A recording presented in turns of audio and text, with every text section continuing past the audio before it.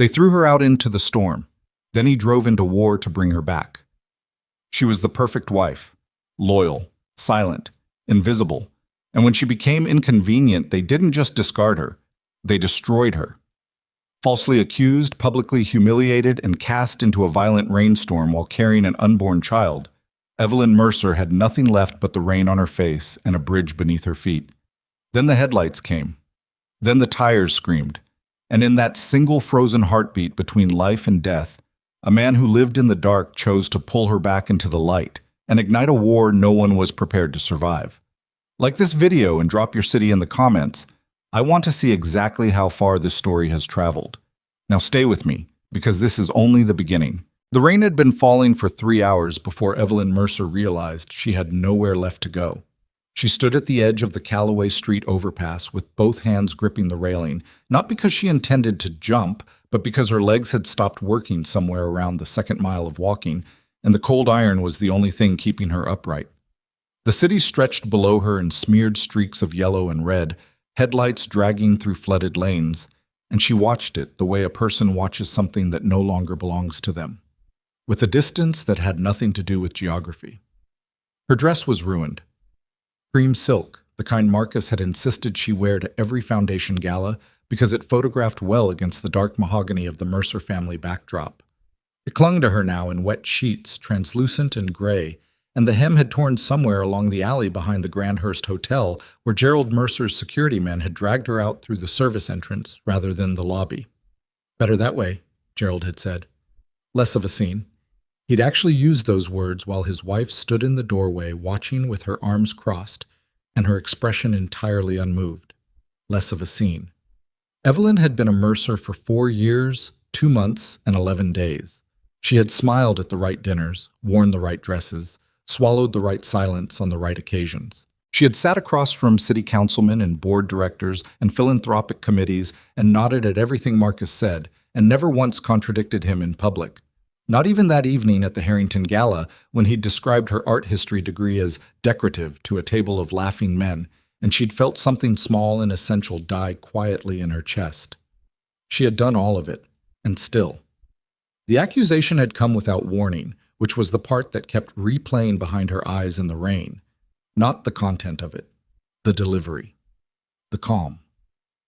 Marcus standing in the center of the Foundation's conference room with his jacket still on and his hands folded behind his back like a man who had rehearsed this exact posture, and Gerald beside him, and the family attorney, and 2 people she'd never seen before who turned out to be forensic accountants. The documents spread across the table had her name on every page. Wire transfers, account numbers registered to a shell corporation she had supposedly opened through a proxy service 18 months ago. $2.3 million, moved in careful increments small enough to avoid automatic flags. She had stood there and looked at the papers and felt the floor shift. "I didn't do this," she'd said. Marcus hadn't even looked up. "The records say otherwise."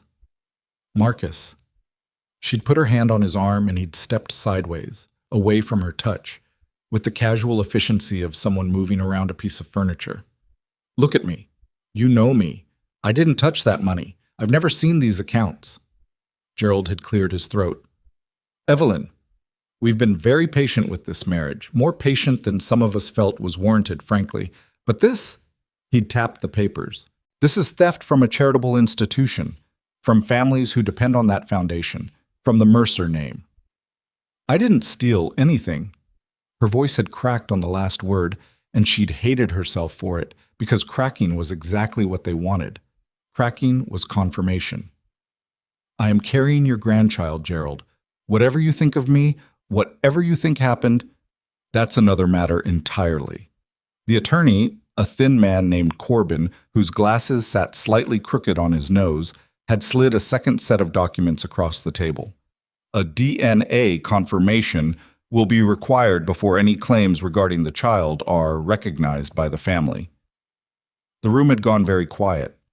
Evelyn had looked at each of them in turn, Marcus, Gerald, the attorney, the 2 accountants who were staring at their laptops with practiced disinterest, and understood, with a clarity that arrived like cold water, that this had not happened today. This had been assembled over time, carefully, The accounts, the transfers, the forensic audit, the attorney already present, the DNA clause already drafted. Someone had built this room around her brick by brick, and she had walked into it without seeing a single wall going up. She'd taken the elevator down alone. The lobby staff had looked away. Gerald's security team had appeared at the service entrance before she reached the revolving doors, and the larger of the two men had gripped her elbow with professional courtesy and guided her through the kitchen corridor and out into the alley where the rain was already waiting. The door had closed behind her. She hadn't knocked. There was nothing behind that door worth knocking for. Now she stood on the overpass with the railing cold against her palms and tried to calculate what she had. A cell phone with a cracked screen and 11% battery, a clutch purse containing a lip balm, $43 in cash, and a hotel keycard to a room she'd already been checked out of remotely. She'd tried it 20 minutes ago at a payphone alcove and gotten a rapid busy signal that meant the account was canceled. A child inside her that was currently 14 weeks old and had no idea what kind of world it was gestating into.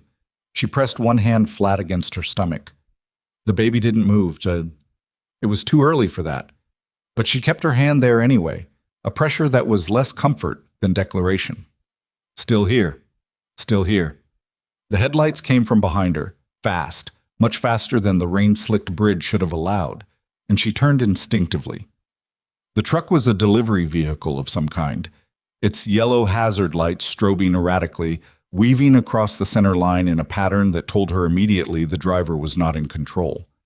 She had maybe 4 seconds to register this before she understood that the railing she was leaning against was precisely where the truck was heading. She pushed herself sideways.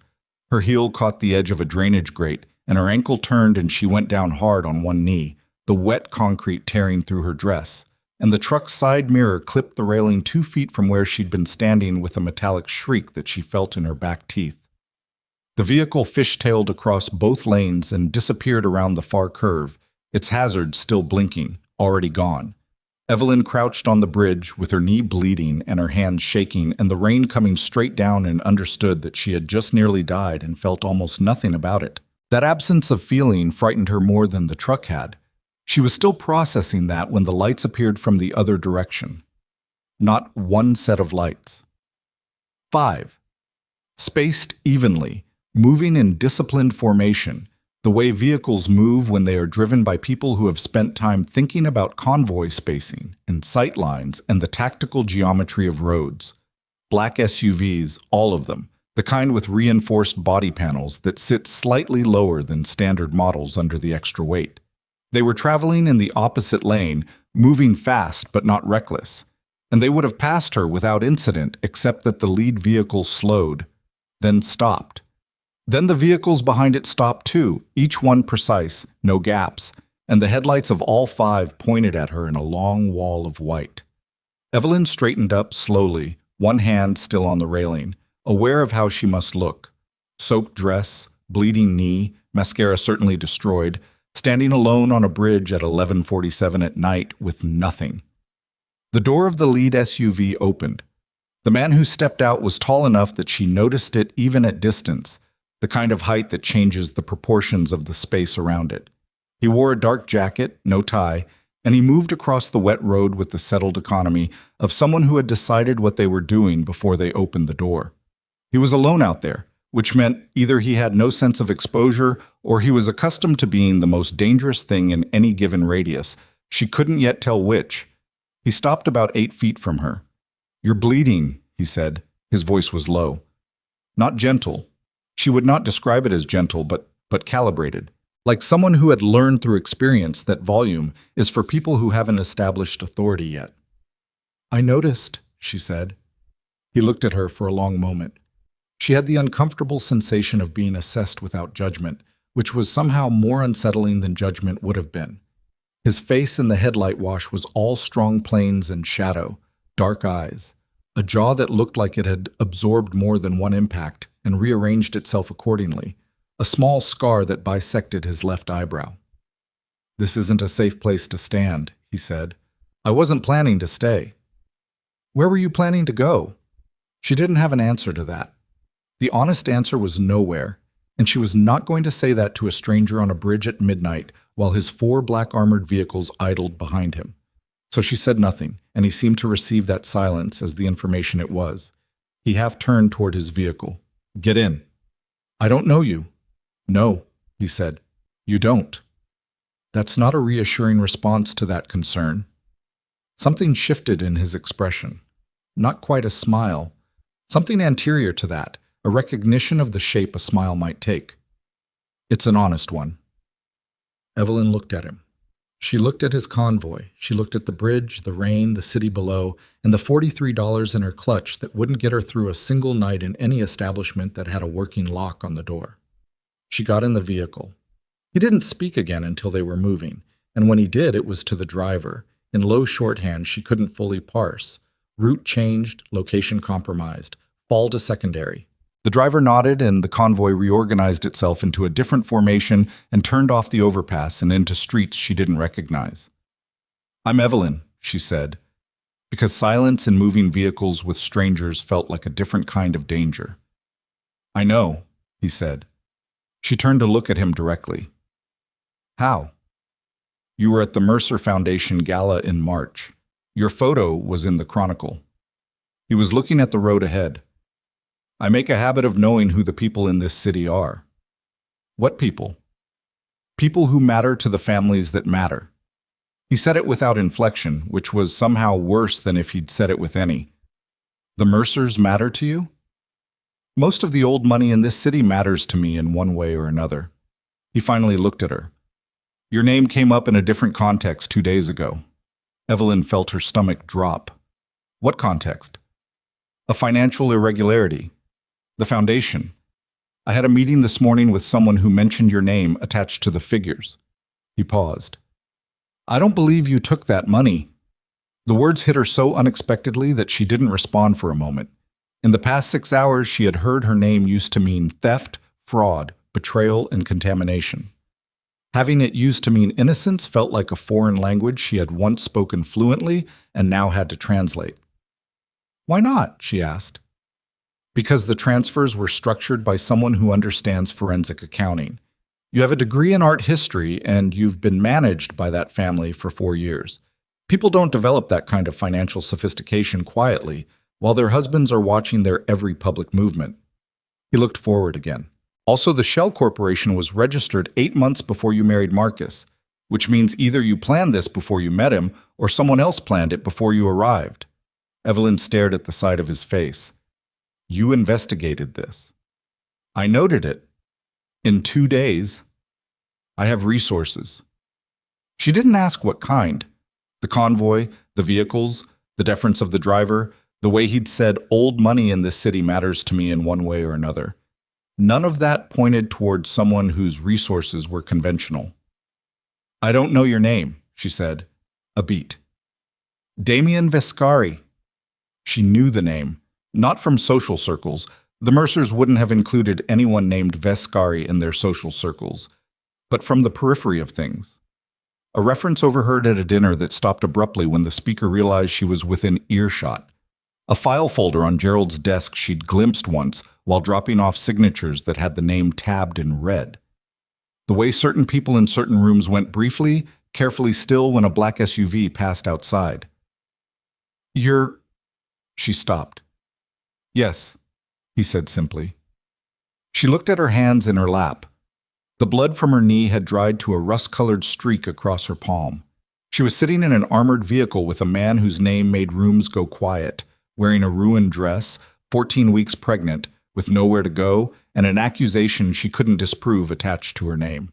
And the strangest part of it, the part she would spend a long time afterward examining, was that she felt, for the first time in hours, like she was inside something real.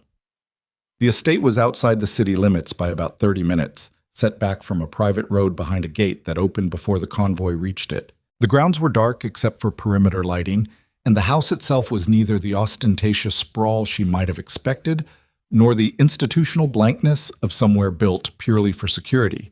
It was large, old stone, with a covered entrance and tall windows that were mostly dark. A woman met them at the door.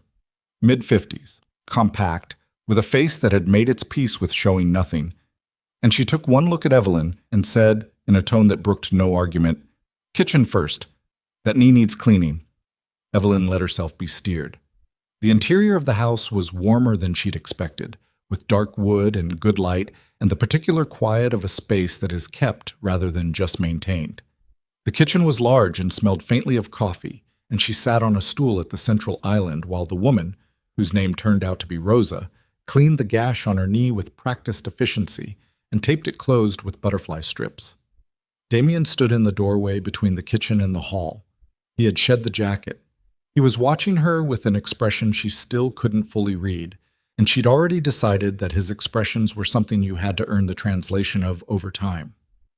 "You need a doctor," Rosa said, "and not just for the knee." "I'm 4 months," Evelyn said. "I'm fine." 4 months and standing in freezing rain and falling on concrete. Rosa's voice was dry. "I'll call someone I trust in the morning. Tonight you sleep." "I appreciate that, but I can't stay here." Rosa looked at Damien. Damien looked at Evelyn. "You have $43, he said. She blinked. "How do you...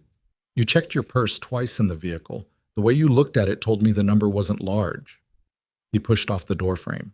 "You have nowhere to go tonight that is safe. You are injured, and you are pregnant, and your name has just been publicly attached to a $2 million theft from a charitable institution. By tomorrow morning, that story will be in every paper in the city." "I know that." "Then you know you can't go anywhere that accepts credit, because those accounts are likely already flagged by whoever set this up. You can't call anyone the Mercers know, because those connections are now compromised for you. And you can't go to the police because whoever built that financial documentation built it carefully enough that a first review will support the accusation. Not you." Evelyn sat very still. "I'm not telling you this to frighten you," he said. "I'm telling you because you're sitting there deciding whether to trust me enough to stay one night, and I'd rather give you the actual geometry of your situation than let you leave this house at midnight on pride and walk straight into something worse than a truck on a wet bridge." The kitchen was quiet, except for the rain still hitting the windows. "One night," she said. "One night," he agreed. And then, less quietly, to Rosa. "The East Room. Make sure there's something warm." He left the kitchen without another word, and Evelyn heard him moving through the hall, his voice picking up on a phone call, low and urgent, shifting into a register she recognized as someone who had just postponed something significant to deal with something unexpected. She thought about that convoy. 5 vehicles, disciplined formation, late at night, changing routes, and falling to secondary positions. She thought about what it meant that a man like that had stopped for a woman on a bridge. She thought about the Shell Corporation registered 8 months before she married Marcus. She pressed her hand to her stomach again. The baby still didn't move.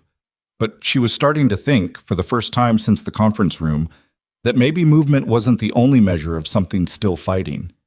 In the east bedroom, under blankets that smelled like cedar and clean cotton, with the rain working down the windows and the estate quiet around her, Evelyn lay with her eyes open in the dark and thought about 4 years of silence. 4 years of managing the way she was perceived by people who had already decided who she was going to be. 4 years of photographs at galas and signatures on forms and sitting across from men who described her degree as decorative while she smiled and let it pass. She thought about the DNA clause already drafted in the attorney's documents. Someone had put that in before she arrived. Someone had anticipated that paragraph being necessary, which meant someone had planned from some earlier point than she could yet identify for her to reach exactly the kind of night she'd just had. She fell asleep with that thought unfinished, which was the first mistake she made inside Damien Viscari's house.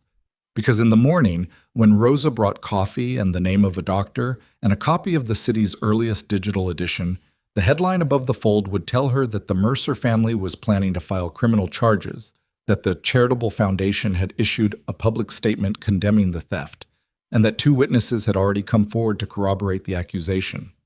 2 witnesses. People who claimed to have seen her move money. People who had names and statements and apparent credibility. And below the headline, in a detail so small it would have been easy to miss, a single line noting that Evelyn Mercer had no known family, no surviving parents, no siblings. A woman who had arrived in the city 8 years ago from a town called Hallsworth, following the death of her father in what records described as a single-vehicle accident on a county road. Damien was already sitting at the kitchen table with a second copy of the paper when she came downstairs. He was looking at that same small line at the bottom of the story. He looked up when she walked in. "Tell me about your father," he said. Evelyn set her coffee down. She didn't reach for the paper. She already knew which line he was looking at because she'd read it on the way downstairs, standing in the hall with the pages folded against her chest, reading her father's death reduced to 7 words, single-vehicle accident on a county road, and feeling the particular nausea that comes not from grief, but from the sudden vertiginous suspicion that grief has been misdirected for years. "His name was Thomas Merritt," she said. She sat across from Damien and wrapped both hands around her coffee mug, not for warmth, but for something to hold. "He died 8 years ago. I was 24. The police report said he lost control on Route 9 outside Halsworth on a rainy night. The guardrail on the east curve had been damaged in a previous accident and hadn't been repaired. His car went through it. They found him in the creek bed below." Damien listened without expression. "He was a careful driver," she said. "He didn't drink. He knew that road. He'd driven it for 30 years. I asked questions at the time, and the county said the guardrail was a maintenance failure. The state transport office issued a citation against the county contractor, and that was the end of it." She paused. "I accepted that because I was 24, and I had no money and no lawyer, and no reason yet to believe that the official version of a thing could be assembled as carefully as a financial document." "What did your father do?" Damien asked. "He built things. Not construction. He started as a contractor, but by the time I was in school, he'd moved into land acquisition and development. Small scale by the standards of this city, but in Halsworth and the counties around it, he was significant. He owned parcels, a lot of them, on the eastern corridor where the Regional Transit Authority was eventually going to need right-of-way." Damien was very still. "He died before the transit contracts were awarded," Evelyn said. "I inherited his estate, which at that point I understood to be modest. A house, the land parcels, some savings. My mother had died when I was 12, so it was just me. I sold the house to cover probate costs and living expenses while I looked for work. The land parcels, a lawyer named Irwin Poole handled the estate, and he told me the parcels had been assessed at low value due to zoning restrictions, and that the best offer available was from a regional development firm." She stopped. "I took $60,000 for all of it. I was 24 and I needed money, and I trusted a lawyer I didn't know to tell me the truth." "What was the development firm?" She looked at him. "I don't remember the full name. Something regional, Eastgate something. Why?" Damien stood, went to a drawer near the stove, pulled out a legal pad and a pen, and set both in front of her. "Write down everything you remember. The lawyer's name, the firm name, the parcel locations, the county, the date range of the estate proceedings. Everything." "What are you thinking?"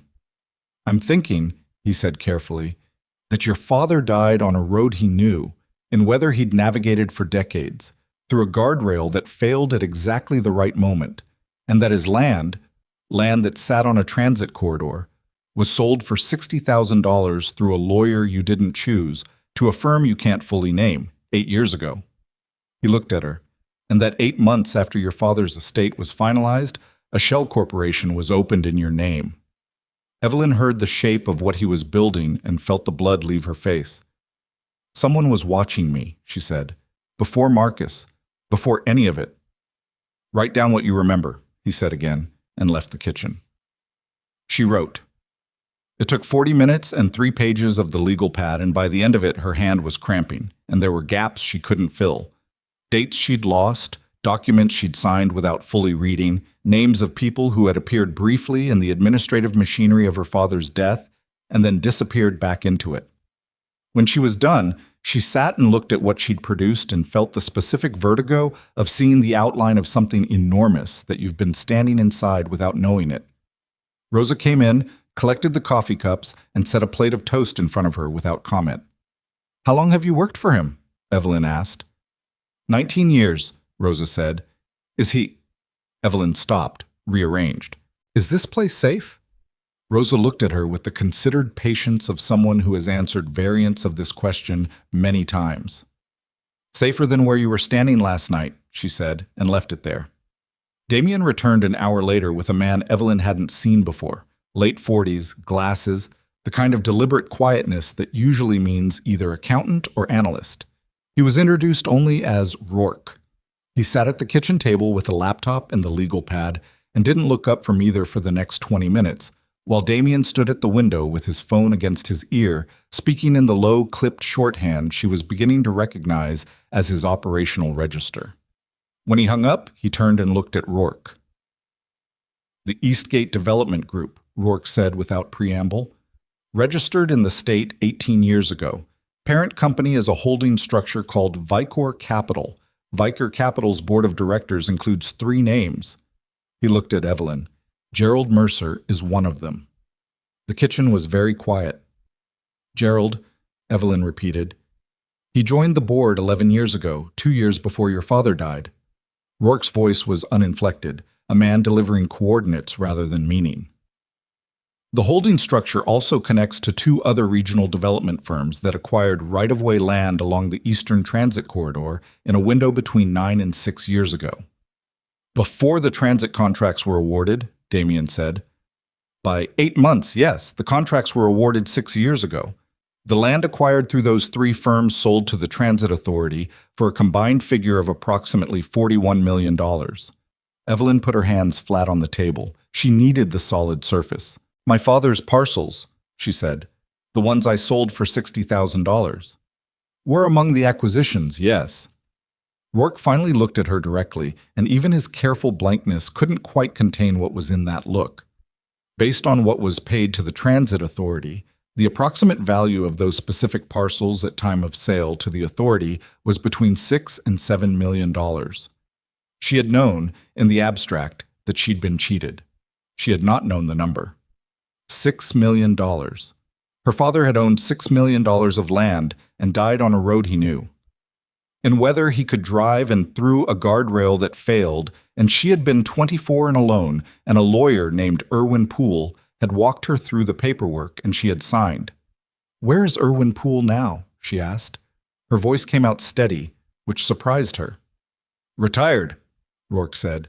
"Moved to a coastal property in the Outer Banks 4 years ago. Property valued at approximately $800,000. His stated career earnings would not typically support that purchase." Damien was watching her face. "Say it," she said to him. "Your father didn't die in an accident," he said. "Or if he did, it wasn't only an accident." She had known, she realized, since she'd read that line in the newspaper this morning. She had known in the corridor with the pages against her chest, standing in a house that belonged to a man whose name made rooms go quiet, wearing borrowed clothes that smelled like cedar, with a child inside her that the Mercers had already begun legally distancing themselves from. She had known, and she had carried it downstairs with her and set it across the table from Damien Vescari and watched him confirm it without flinching. "Why the Shell Corporation?" she said. "If Gerald was already positioning to control the transit land, why set up an account in my name 8 months before I married Marcus? I wasn't in their world yet. I was in Hallsworth selling a house." Damien sat down. "Because the Shell Corporation wasn't originally for theft. I think it was insurance. If you ever started asking questions about your father's estate or the land sale, there was already a mechanism in place to discredit you." He laced his fingers on the table. "You marrying Marcus? That may have been an opportunity they recognized and shaped rather than something they planned from the start. You came into their orbit. You were manageable. And you already had a financial structure attached to your name that could be activated at any point to destroy your credibility. The moment I became inconvenient, or the moment anyone started looking at the transit land acquisitions through the right lens." Evelyn breathed. In, measured, out. She was aware of Rourke still watching her, of Rosa moving somewhere in the back of the house, of the rain that had diminished overnight but was still working at the windows in fitful gusts. "I need to be sick," she said, and got up from the table and walked to the hall bathroom with measured steps and shut the door and stood over the sink with both hands on the edges and breathed until the nausea passed without breaking. The face in the mirror looked back at her and she examined it with some clinical detachment, pale, the bruise along her jaw from where she'd hit the bridge railing developing into a proper purple, eyes that were dry because she had used all her available weeping somewhere in the rain last night and hadn't yet refilled the reservoir. She ran cold water and pressed her wet hands to her face and stayed like that until she was certain she could go back into the kitchen and be useful. When she returned, Damien was on the phone again, and Rourke had shifted the laptop to show her something when she sat. She sat. The two witnesses the paper mentioned, Rourke said, the ones who corroborate the Foundation theft accusation. The first is a man named Derek Solano. He worked in the Foundation's finance department for 3 years. He resigned 6 weeks ago. He paused. He received a wire transfer of $40,000 to a personal account 2 weeks after his resignation. The transfer originates from a subsidiary of Vicor Capital. Evelyn stared at the screen. The second witness is a woman named Claire Ashton. She's listed as a former volunteer coordinator for the Foundation. She gave a statement to the family's attorney, Corbin, yesterday afternoon. She claims she observed Evelyn Mercer directing wire transfers during a Foundation board meeting 13 months ago. Rourke paused again. The Foundation's board meeting minutes from 13 months ago show that Evelyn Mercer was not present at that meeting. She was in Coastal Harbor attending a gallery showing. The showing has a guest register with her name in it, time-stamped. That's an alibi, Evelyn said. It's a document, Rourke said carefully. Whether it functions as an alibi depends on whether anyone presents it. Damien ended his phone call. He came back to the table and something in his posture had changed. A tightening, a compression. The way a man looks when a situation he's been managing at arm's length has moved closer than he'd calculated. The criminal complaint is being filed this afternoon, he said. Corbin submitted the paperwork this morning. It'll be processed by end of business. He looked at Evelyn. Once that's filed, your options change. I need a lawyer. The lawyers you could afford with $43 aren't equipped for this. The lawyers who are equipped for this are all connected to families that are connected to the Mercers. He sat. I know someone. She's independent, she's capable, and she owes me a significant professional courtesy. I don't want to owe you things. The silence that followed was not uncomfortable so much as weighted. Understood, he said. Consider it a loan, payable when you're in a position to pay it. I may never be in a position, Evelyn. He said her name with a directness that stopped her. You have evidence of a conspiracy that reaches into several of the most powerful financial families in this city. You have a connection to a land fraud that generated over $40 million. You have a father whose death was arranged to facilitate that fraud. He held her gaze. You are not powerless. You don't know yet what you have. When you know what you have, the question of owing me a legal fee will feel less significant. She wanted to argue that. She didn't have the energy, and more than that, she wasn't certain he was wrong. The lawyer arrived that afternoon. Her name was Sable Oren, 40, sharp-faced, with the kind of organized stillness that meant she was processing at speed beneath a very controlled surface. She and Evelyn sat in the room Damien had converted to a working space, with Rourke's documents spread between them, and Sable asked questions for 2 hours in a sequence so precise it felt architectural. She didn't express sympathy. She didn't express outrage. She moved through the facts like a technician, noting gaps, flagging inconsistencies, and when she finally sat back and looked at Evelyn with an appraising expression, Evelyn had the sense of being evaluated by someone who dealt only in what could be proven. The gallery register can be obtained, Sable said. The wire transfer to Solano can be documented. The Vicor Capital board connection to Gerald Mercer is public record. She tapped the legal pad. None of that is sufficient to stop a criminal complaint once it's filed, but it's sufficient to establish reasonable doubt if this goes to trial, which I intend to ensure it doesn't. How? By filing a counter-disclosure with the Financial Crimes Division of the DA's office before the Mercer complaint is fully processed. If we move this afternoon, we can put Vicor Capital and the transit land acquisitions in front of a different investigator than the one the Mercers are likely cultivating. She paused. There will be consequences to that. People who have spent years keeping this buried will know within 24 hours that it's surfacing. Meaning, I'll be in more danger.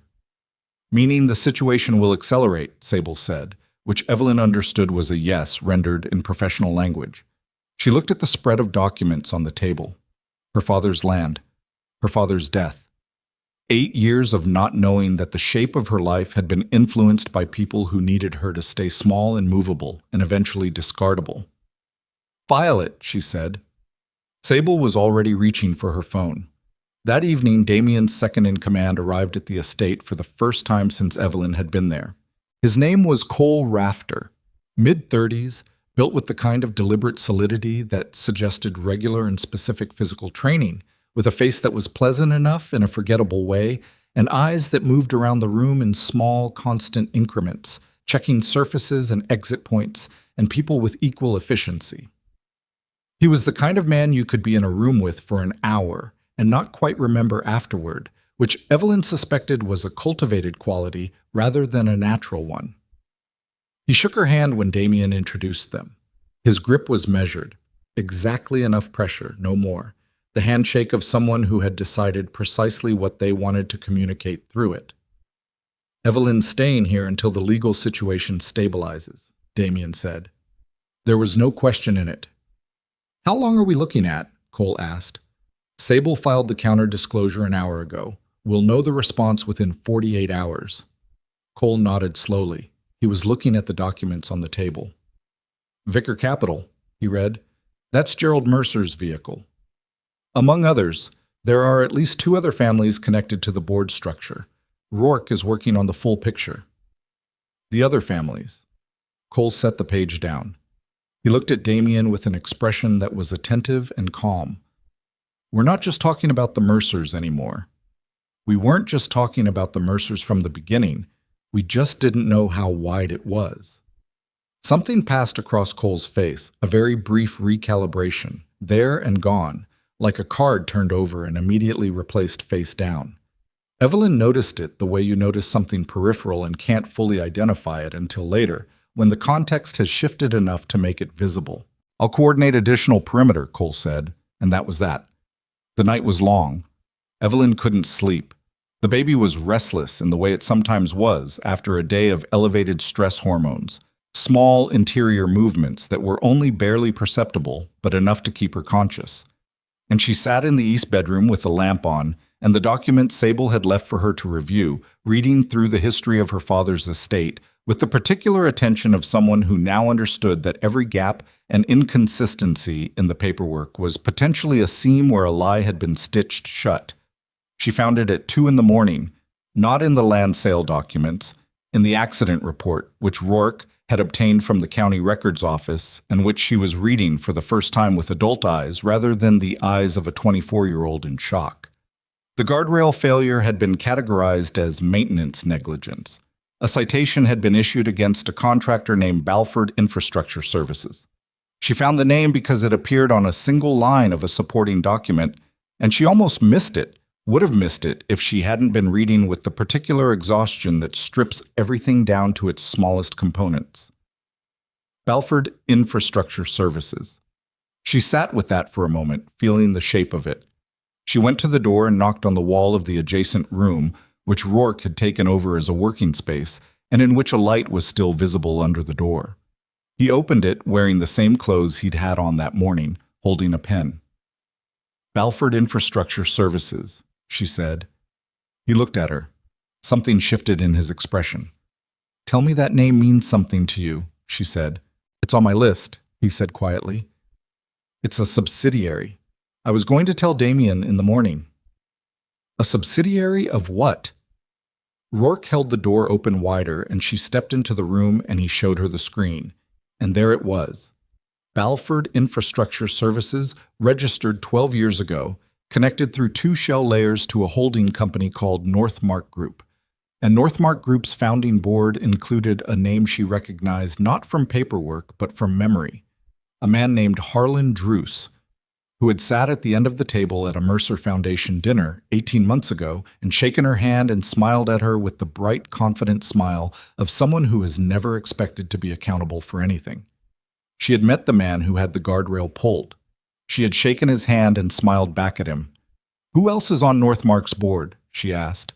Rourke hesitated for a fraction of a second. "Cole Rafter's father," he said. In the silence that followed, Evelyn heard the house settle around her.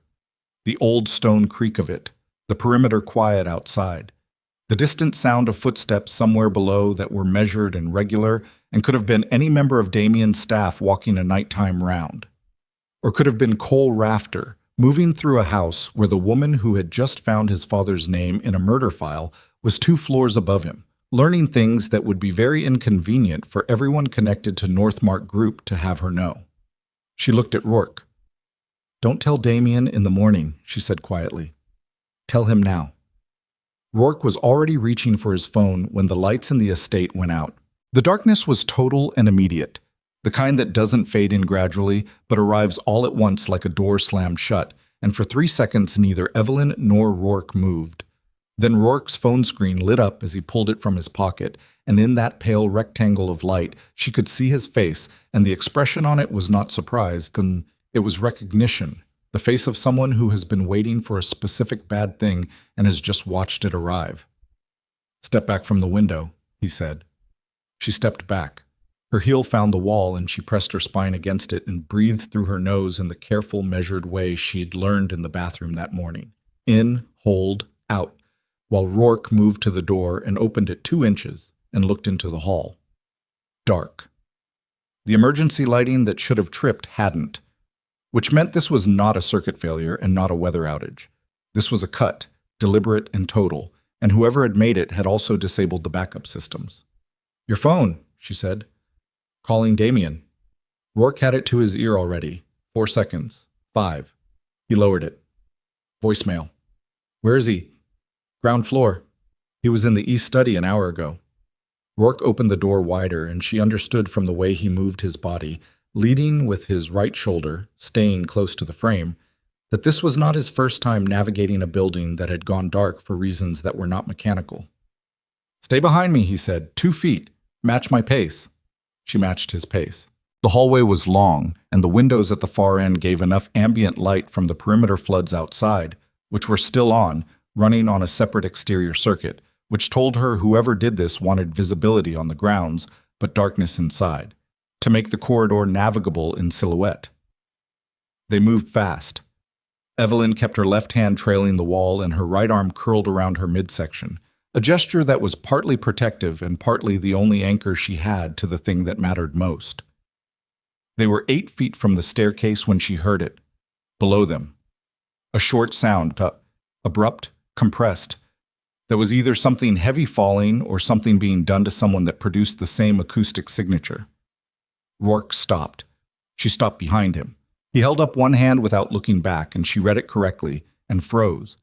And they stood in the dark hall and listened to the estate breathe. Footsteps on the lower stairs. Measured, unhurried. Not the footsteps of someone searching, the footsteps of someone who knows where they're going. Rourke pulled her sideways into an alcove, a recessed doorway to a linen room, and pressed them both into it, and they stood there with the darkness solid around them and the footsteps coming up the staircase and Evelyn's shoulder blade against the door hinge and Rourke's arm across her like a bar. The footsteps reached the landing and paused. Then Cole Rafter's voice said, conversationally and without particular heat, "Rourke, I know you're on this floor. The motion sensor's still running on battery. Come out and this goes easier." Rourke didn't move, didn't breathe loud. Evelyn matched him, pulling her breath up into the top of her chest where it would make less sound. "The woman too," Cole said. "I'm not going to hurt her. That's not what tonight is." A pause. "Damien's fine. He's contained, not injured. That was the instruction. Contained, not injured." Evelyn thought about what contained meant in the language Cole was speaking. She thought about the lights and the backup systems that hadn't tripped, and a man who had walked through this house for years knowing where every wire ran. Cole's footsteps moved away from the landing, down the hall in the opposite direction. Rourke's mouth was at her ear. "Side stairs, kitchen level. Move now!" They moved. The side stairs were narrow, a servant's access built into the house's original architecture, and they came out through a door behind the kitchen's pantry wall. The kitchen itself was dimly lit by the exterior floods coming through the window above the sink, enough to see Rosa on the floor against the island cabinet. Not unconscious, Evelyn saw with a rush of cold relief, but zip-tied at the wrists and ankles with a strip of cloth across her mouth. Rosa's eyes found hers and widened, and she shook her head once, hard.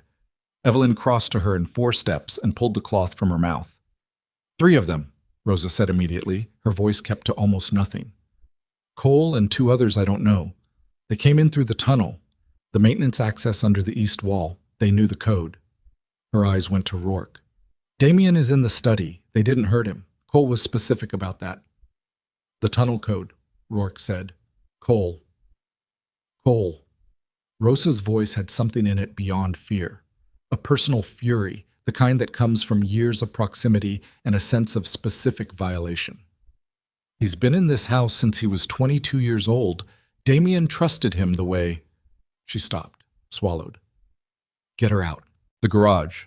Damien's secondary vehicle is in the far bay, keys above the left rear wheel. We're not leaving without Damien, Evelyn said. Both Rosa and Rourke looked at her. 3 armed men in a blacked-out building, Rourke said. 2 of us, one of whom is 4 months pregnant. Cole said Damien is contained, not injured. That means they need him functional. They need him for something. She kept her voice even, though her hands were not. If we run now, we lose whatever leverage that is. You are not leverage, Rourke said. You're the target. I know exactly what I am. She looked at him directly. But I also know what's in those documents, and I know that whoever sent Cole tonight didn't send him to kidnap me. They sent him to retrieve me before I could finish reading. She pressed her palm flat against the kitchen island to stop the shaking. There's something my father left, something specific. Cole's people need to know what it is. Rourke stared at her. I don't know what it is yet, she said, but they think I do. And that's the only card we have. From somewhere in the house, the east wing, 2 rooms over, came the sound of a door opening and then Damien's voice, not raised but carrying the particular density of controlled fury. You put 1 man on the kitchen. Sloppy. Cole's response was lower, harder to hear. Then footsteps again, multiple sets now, converging, and Rourke made his decision in the time it takes to exhale and said, "Stay behind me," for the 2nd time that night, and pushed open the kitchen door. The east study had 3 lamps on battery backup, and in their yellowed light the geography of the room was clear enough. Damien seated in the chair behind his desk with his hands zip-tied in front of him, his expression the face of a man doing very precise and very rapid calculations behind still eyes. Cole standing to his left. 2 men she didn't know flanking the door, both carrying, both watching Rourke's hands as he came through. Cole looked at Evelyn without surprise. I told you to come out. I heard you, she said. I didn't want to. Something almost like appreciation crossed Cole's face before it went flat again. He was in operational mode. The pleasant, forgettable face had been set aside, and what was underneath it was harder and less negotiable. This doesn't have to be complicated, he said. The people I work for want one thing. They want to know what Thomas Merritt told you before he died. The room went very still. Damien's eyes moved to her face. My father died when I was 24, she said. I haven't spoken to him since before the accident. Cole's voice didn't rise. He called you. 3 days before the accident. The call lasted 41 minutes. We have the phone records. Whatever he told you in that call, information he'd been sitting on, documentation, the location of something, that's what they want. Evelyn stood in the doorway of the study and looked at Cole Rafter and understood, with a slow, cold clarity, that she had been more deeply embedded in this thing than she had known. The Shell Corporation, the witnesses, the criminal complaint, the marriage itself, all of it had been the architecture of a trap, designed not primarily to steal foundation money, but to get to her, to create circumstances in which she could be isolated and pressured into producing the thing her father had left in her keeping, a thing she had, until this moment, believed she didn't have. She reached back through 8 years of memory, her father's voice on the phone. She'd thought it was about his health. He'd been having some difficulty with his back, and she'd been distracted worrying about it. He'd talked for a long time about his work, about the land, about a filing cabinet in his office at the house that she should know about. She had listened. She had said she'd come visit.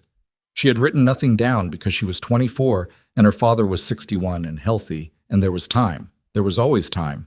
And 3 days later, the call came from the Halsworth County Sheriff. The filing cabinet. She had sold the house 8 months later. The filing cabinet had been... She had put it in storage. Had she put it in storage? She had been 24 and handling an estate alone with a lawyer guiding every decision, and she doesn't know what you're talking about, Damien said from the chair. His voice was absolutely level. Whatever your people think she has, they're wrong. Set her loose, and we can... She knows, Cole said, still looking at Evelyn. She just remembered it. You can see it on her face. Damien's eyes came back to her. She didn't confirm it. She didn't deny it. She stood in the doorway of the study with Rourke a half step behind her and thought about her options with the stripped-down efficiency of someone who has run out of the luxury of fear. What happens if I tell you what I know? She said to Cole. You walk out of here tonight. The criminal complaint gets withdrawn by morning. Your name is clean. And Damien? A pause. That's a separate conversation. It's not separate to me. Cole looked at her for a long moment. You've been here less than 48 hours, he said. Don't make this sentimental. It's not sentimental, it's structural. She took 2 steps into the room, and the 2 men at the door shifted, and she ignored them with a totality that cost her considerably more than it appeared to. If something happens to Damien, I disappear. Whatever I know disappears with me. You get nothing, and your people spend the next decade wondering if what I have is going to surface somewhere they can't control. She stopped at the edge of the desk and looked directly at Cole. Or you take us both out of here tonight intact, and we have a different conversation in a room where nobody has a gun. Cole stared at her. She's negotiating, one of the men at the door said with an inflection that many found this either impressive or absurd and hadn't decided which. I noticed, Cole said. A long beat. Then Damien said very quietly, with his hand still zip-tied on the desk in front of him, She's right about the structural problem. Cole looked at him. If what she has is what your people think it is, Damien said, then it implicates families who have been building plausible deniability for over a decade. They don't want to file, Cole. They want certainty. That means they need her cooperative, not coerced. Coercion produces whatever she thinks you want to hear. He held Cole's gaze. You know this. You've been in enough rooms where it went the other way.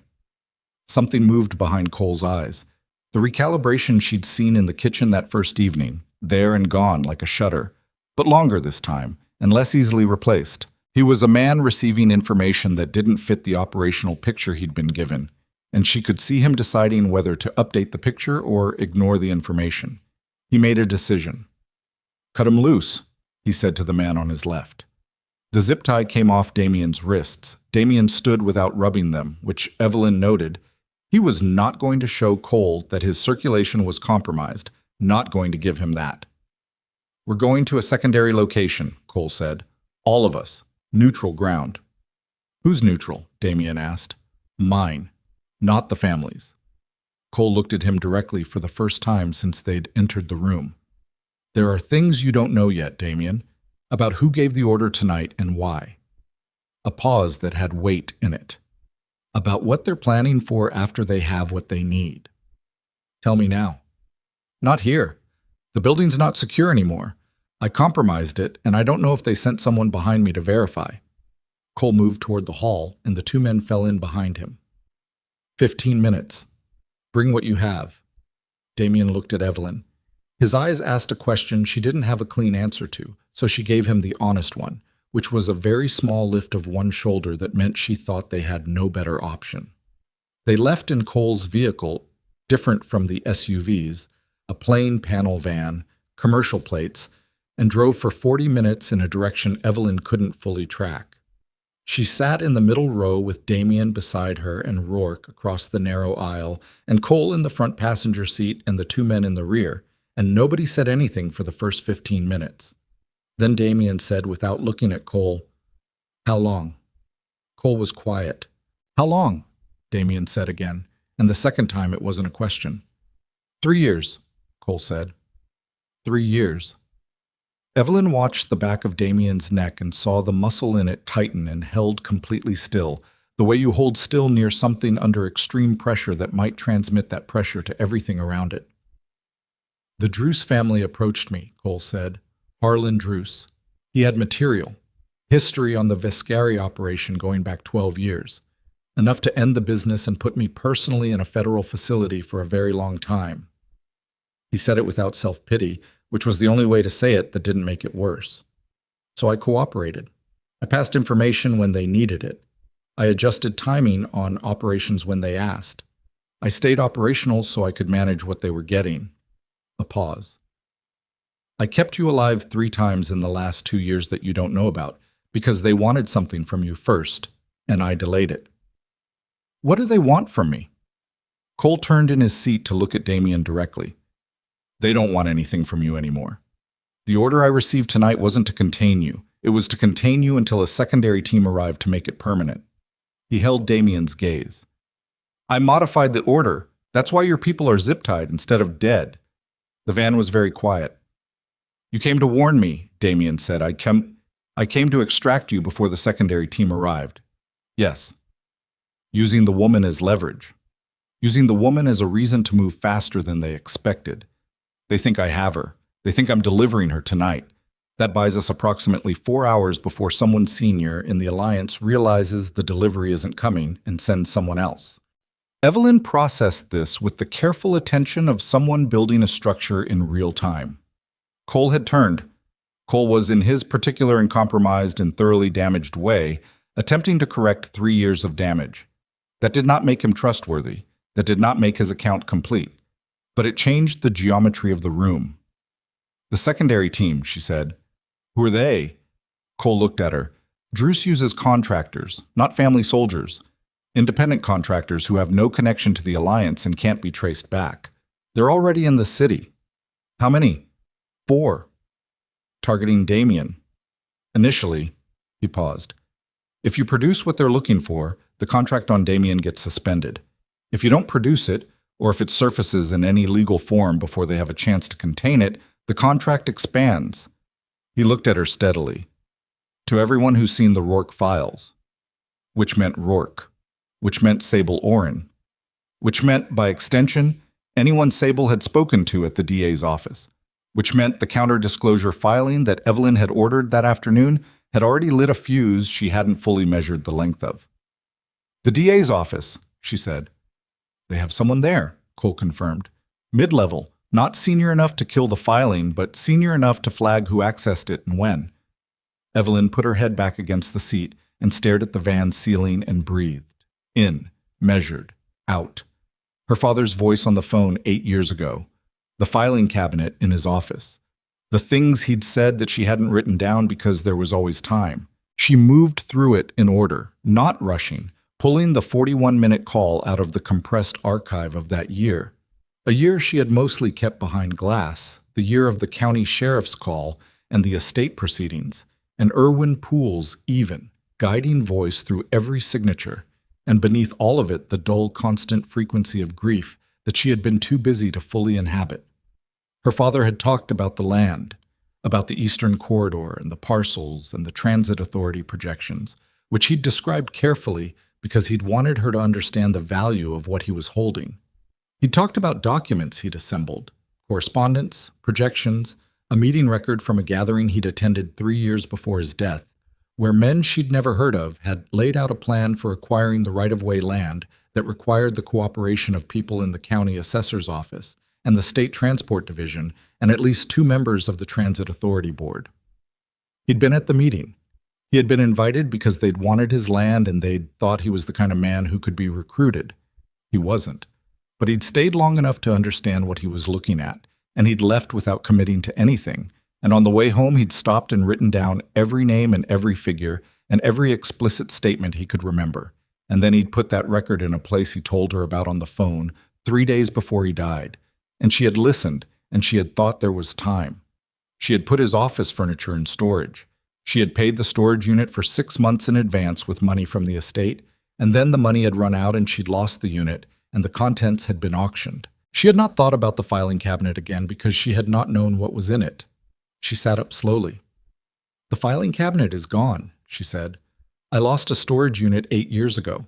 Whatever my father put in it was auctioned with the contents. Cole watched her. But my father was meticulous, she said. He didn't keep only 1 copy of important documents. He told me once that anything worth protecting is worth protecting twice. She was thinking out loud now, and she knew it and couldn't stop because the thought was arriving faster than she could manage it. He told me on that phone call that the documents were in the filing cabinet. He also told me—" She stopped. She had it. He had also told her midway through that 41-minute call that he had sent her something, a package, that it would arrive at her apartment address and she should put it somewhere safe and not open it unless something happened to him. She had received a package 3 days after his death. She had opened it in the numb automatic way she'd opened everything in those weeks, barely seeing it, and inside had been a small hardback book, a collection of architectural surveys of mid-century regional infrastructure, the kind of reference text her father had collected because of his work. And she had looked at it and put it in a box and moved with that box twice in 8 years. The book was in a storage unit in the current city. Her storage unit, the one she maintained for the furniture from the apartment she'd moved out of when she married Marcus. She had paid the annual fee every January from her personal account, a debit so automatic she barely noticed it, and she had not opened that unit in 3 years. "Tell me there's still a storage unit," Damien said quietly beside her. He had been following her face. "There's a unit," she said. "I don't know what's in the book, but I think the documents are inside it, hidden inside the binding or between the pages." She looked at Cole. "If your people find that unit before we do—" "They don't know about the book," Cole said. "All they know is the phone record and the filing cabinet. They've been looking for the cabinet for 8 years. A beat. "That's why this has taken this long." The van slowed. They were in an industrial district somewhere south of the city center, and the building Cole directed them toward was a machine workshop that had been closed long enough for the signage to be entirely weathered off the front facade. Inside, under a single overhead work light running on a generator, there was a folding table and 4 chairs and a space heater that made the air taste faintly of hot metal. Cole's 2 men stayed outside. The 4 of them, Cole, Damien, Rourke, Evelyn, sat at the table, and for a long moment nobody spoke. And Evelyn looked at the single overhead light and thought about her father's voice on a phone and a book she hadn't looked at in 3 years and 4 contractors somewhere in the city, whose contract would expand the moment anyone realized tonight's delivery wasn't coming. Then Rourke said, very quietly, "There's something else." They all looked at him. His laptop was open, connected to a mobile hotspot. He had been working in the van, and apparently he had not stopped. He turned the screen so they could all see it. "I finished the Northmark board search while we were driving," he said. "The full board. All 7 members." He looked at Evelyn with an expression that held something careful in it, something that was protecting her from the pace of what it was about to say. "One of the members is listed under a legal name change, registered 12 years ago. Birth name on record is Elias Merritt." The table was silent. "Merritt," Damien said. "Same surname as Thomas Merritt, Evelyn's father." Rourke kept his eyes on her. "Birth year makes him 56. Thomas Merritt's age at death was 61. A 5-year gap." He paused. "The original family records from Hallsworth show Thomas Merritt had 1 sibling, a younger brother. Listed in county records as deceased, died in a boating accident 23 years ago." Evelyn heard the blood in her ears. "He's not dead," she said. "He's on Northmark's founding board," Rourke said. "He has been for 12 years. He changed his name 9 months before the transit land acquisitions began." Her father's younger brother. A man she had been told was dead since she was a child.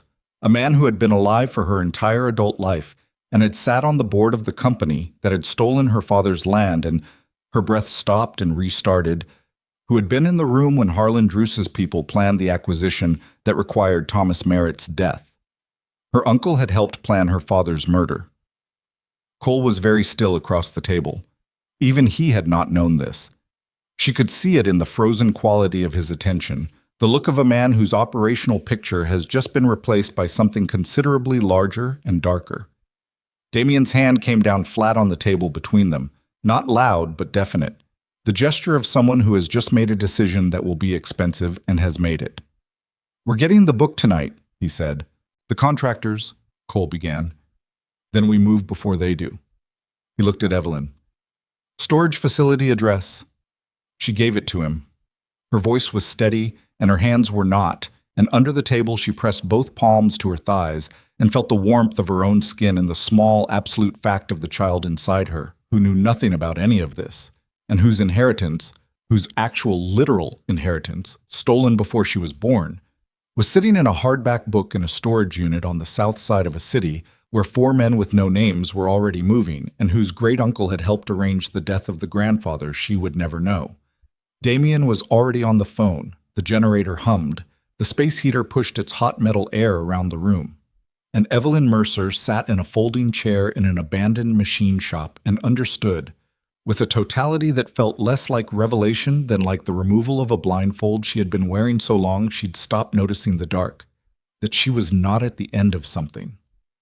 She was at the beginning of the only fight that had ever been entirely hers to finish, and for the first time since the conference room, since the alley, since the bridge and the rain and the headlights coming too fast, for the first time since all of it, she was not waiting for someone to tell her what to do next.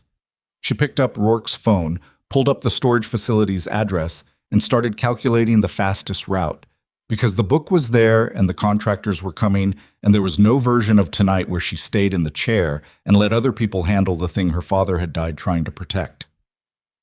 They took two vehicles, Cole's van and a second car Damien arranged by phone, in the 12 minutes they spent in the machine shop while Rourke downloaded everything to an encrypted drive, and Evelyn memorized the storage facility's gate code from a photo on her phone. A photo she'd taken of the rental agreement 2 years ago for insurance purposes, one of those small administrative habits that now felt less like caution and more like her father's blood running through her in ways she hadn't recognized until tonight. The storage facility was on Decker Avenue, South Side, a 3-story climate-controlled building that served the kind of clientele who needed to store things they didn't want in their homes but couldn't bring themselves to throw away. Evelyn had Unit 214 on the second floor. She had not been inside it in 3 years. She had paid the January fee by automatic debit every year and not thought about what was in there because thinking about what was in there meant thinking about the year she'd packed it, which was the year her father died, and she had gotten very efficient at not doing that. Damien rode with her in the second car. A man named Soto drove. Compact, silent, one of Damien's people who had appeared at the machine shop within 20 minutes of a phone call and asked no questions. Cole followed in the van with Rourke. The contractors, Evelyn said.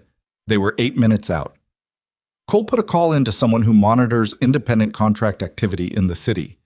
Best estimate, they're staged somewhere north, which means we have a window. Damien was watching the street outside his window with the flat attention of someone running continuous threat assessment on everything that moves. It's not a large window. How did they know to look for me at the estate? Cole fed them the location, part of his operational cover. His voice was even. He fed them a version of it that got them there 40 minutes after we were already mobile. He protected us. He managed them, Damien said, which is not the same thing, and I'd like you to remember the difference. She remembered it. The facility's exterior was lit by a single overhead flood at the entrance gate, the kind of yellowish industrial light that makes everything look like evidence. Soto pulled to the curb 50 feet short and killed the headlights. Cole's van stopped behind them. Damien's phone buzzed. He read the screen. His jaw tightened. "What?" she said. "Cole's contact. The contractors repositioned 20 minutes ago." He looked up. "They're south side." The window had already closed. She understood this before he said it, felt it in the sudden compression of air in the car, the way Soto's shoulders came up a fraction and his hands moved on the wheel. "They know about the unit," she said.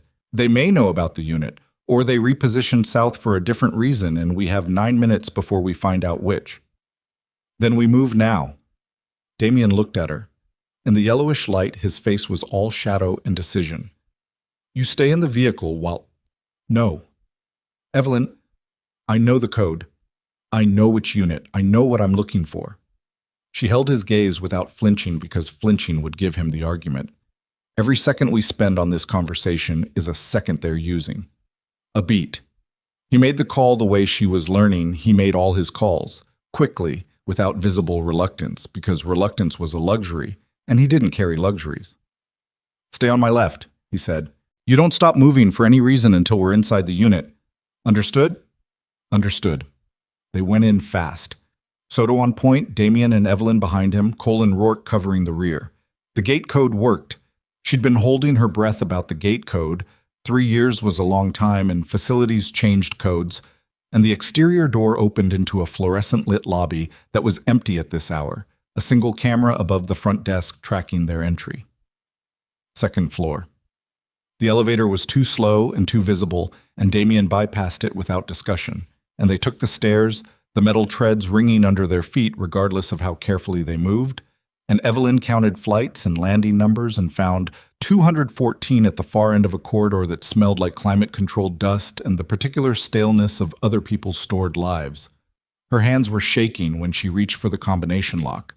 She knew the combination: her mother's birthday, 6 digits, a habit she'd maintained across every lock she'd ever owned. And she worked it on the first try, and the lock came open, and she pulled the roll door up, and it rattled and clattered in the silence, like everything announcing itself at once. The unit was exactly as she'd left it: furniture under moving blankets, boxes stacked with labels in her own handwriting from 3 years ago, a floor lamp, her mother's rocking chair under a fitted cover. The archaeology of a previous life, preserved in the wrong city in the wrong decade, and she moved through it immediately because she did not have the luxury of feeling it. The books were in a box labeled Office/MySC, third box from the top in the left stack. She knew because she had packed it herself, meticulously, in the way she'd packed everything in that period, with extreme organizational precision because it was the only thing she could control. She pulled boxes down. Damien took them from her without being asked. Rourke kept the door. Cole stood in the corridor with his back to them, watching the far end where the corridor turned. The third box. She broke the tape and opened it, and there were her father's reference books, the architectural surveys, the infrastructure volumes, the municipal planning texts he'd accumulated over 40 years of work, and she moved them one by one with careful hands until she found it. Mid-Century Regional Infrastructure, a survey of the Eastern Corridor, 1940 to 1980.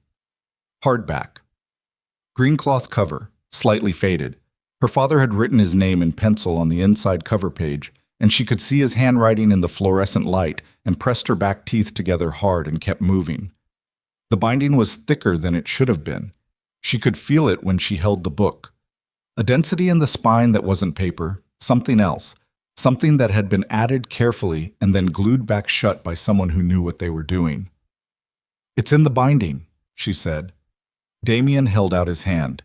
She gave him the book, and he produced a small folding knife and worked the spine with a precision that told her he had done something like this before, carefully separating the cloth from the boards, and inside the cavity he'd cut open were 6 folded pages, yellowed at the edges, covered on both sides in her father's handwriting. She was reaching for them when Cole said from the corridor, with the particular controlled flatness of a man who has just seen something he was calculating the odds of, "We have a problem." 3 things happened in the next 4 seconds. The lights in the corridor went out. Damien's hand closed around the folded pages and put them inside his jacket. And from the stairwell at the far end of the corridor came the sound of the door opening against a weight that suggested more than one person pushing through it at the same time. "Backstairs," Soto said from somewhere in the dark. "Now." They moved. Evelyn pulled the unit's roll door down behind her by instinct. A half-second gesture that was probably useless and possibly the thing that bought them the additional 30 seconds they needed. And they were running, not trying to be quiet anymore, because quiet was for when you had the option and they didn't have it. The back stairs were at the opposite end of the building, and they covered the corridor in darkness with the ambient light from the emergency exit signs, providing just enough red-edged visibility to not collide with the walls. She heard voices behind them, not shouts, which was worse, controlled professional communication, which meant the contractors were not surprised and not rushing because they didn't need to rush. First landing. Damien's hand found her arm in the dark and kept her from missing the turn. She went down the second flight fast, faster than was strictly safe, and felt the impact of each step up through her knees, and thought briefly and fiercely of the child, and then stopped thinking about it because thinking about it required bandwidth she didn't have. Ground floor. Emergency exit. The alarm went off when Soto hit the bar, and it was loud enough that she felt it in her chest, a flat industrial shriek that would pull attention from every direction, and they came out into a loading alley behind the building into cold air and rain that had started again while they were inside, fine and cold, and she could see Cole's van at the alley entrance 40 feet ahead. A figure stepped out from the shadow between 2 dumpsters. Not Cole's people. Wrong posture, wrong clothes, wrong kind of stillness. A contractor's stillness. The specific motionlessness of someone who has identified their target and is waiting for the geometry to align. He was looking at Evelyn. Damien moved in front of her before she processed the decision to step back, and the space between him and the contractor compressed in a way that seemed to slow time down, the way extreme situations always slow time down, into individual frames she could examine with horrible clarity. The contractor's hand coming up, Soto already moving from the left, Cole emerging from somewhere behind them at a dead run. And then the sound, not the gun sound she'd anticipated, but a different impact, Soto hitting the contractor's arm high and driving the trajectory wide so the shot, when it came, went into the brick wall above the dumpsters, and the noise of it bounced around the alley like something trapped. And then Damien was on him, and it was not clean, and it was not structured, and it was exactly as brutal as a man who has been running at high alert through a dark building on no sleep, and a full ledger of accumulated threat responds when the threat finally takes physical form. Which is to say, it was fast, and it was conclusive, and it was over in 15 seconds, and the contractor was on the ground, and Soto had the weapon, and Damien was breathing hard through his nose with blood on the back of his hand that might have been his or might not have been. "Van," Cole said. "Right now." They ran the 40 feet, piled in. Soto took the wheel from Cole's man and had them moving before the doors were fully shut, and Evelyn sat in the second row and pressed her back against the seat and put both hands on her knees and focused on breathing at a rate that would not hyperventilate her. And Damien dropped into the seat beside her, and she could feel the heat coming off him and see in her peripheral vision that his hands were shaking too. Not with fear, she thought, but with the come-down from the specific biochemistry of what his body had just done. "How many were there?" Rourke said from the back. "3 inside, 1 outside," Cole said. He was on his phone. "That's the full team. 1 contained, 3 still in the building." He looked at Damien. "They'll be mobile in under 5 minutes. Are we followed?" "Not yet." "Then we have 4 minutes." Damien reached inside his jacket and produced the folded pages. He unfolded them on his knee, 6 pages dense with handwriting, and in the van's interior light she leaned over and they read together. Thomas Merritt had been meticulous. His account was dated, named, precise to a degree that suggested he had understood exactly what he was producing and for whom, which was not his daughter specifically, but any authority who might one day receive it. The meeting he'd attended was documented with names, dates, the address of the location, a private hunting lodge 2 counties from Hallsworth, and a summary of the plan discussed that included the names of the transit authority, board members who had agreed to be managed, the county assessor who had agreed to adjust valuations, and the infrastructure contractor who had agreed to manage the guardrail on Route 9 at the appropriate time. 4 names on that list she didn't know. 2 she recognized from Rourke's Northmark research. 1 was Harlan Druce, 1 was Gerald Mercer, and 1, the name at the top of the meeting record listed as the convening party, the man who had organized the gathering and laid out the plan and allocated the financial arrangements for everyone who participated, was Elias Merritt, her father's brother, the dead man who was not dead. "He organized it," she said. Her voice came out hollow. "He planned the whole thing. His own brother." Nobody in the van said anything. There was nothing that fit. She looked at the last page. Her father's handwriting changed there, became slightly less controlled, the letters larger, as if he'd been writing faster or his hands had been less steady. The final paragraph was a direct address, not to any authority, but to her, by name, and she recognized it now that she was reading it, remembered hearing the words come through the phone in his voice, which she had received as parting sentiment at the time and now understood was the most important thing he had ever said to her. He had written, "Evelyn, if you are reading this, then I ran out of time to explain it in person. What these men built was criminal in every specific legal sense, and I have been assembling the proof for 2 years. I am not afraid for myself. I am afraid that when they realize I will not cooperate and will not stay quiet, they will find another way to silence the record. Everything I know is documented here, and in a second set of copies filed with an attorney in a city you've never visited, under a client number I will give you verbally when I see you next." Call him when this reaches you. His name is Arthur Vane. His office is in Karis City. Tell him Thomas sent the storm." Evelyn read those last 4 words twice. Tell him Thomas sent the storm. "There's a second set," she said. She looked up at Damien.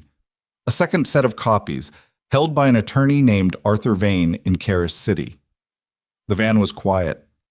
Then Rourke said from the back, already typing, "Arthur Vane, estate and civil attorney, Karis City.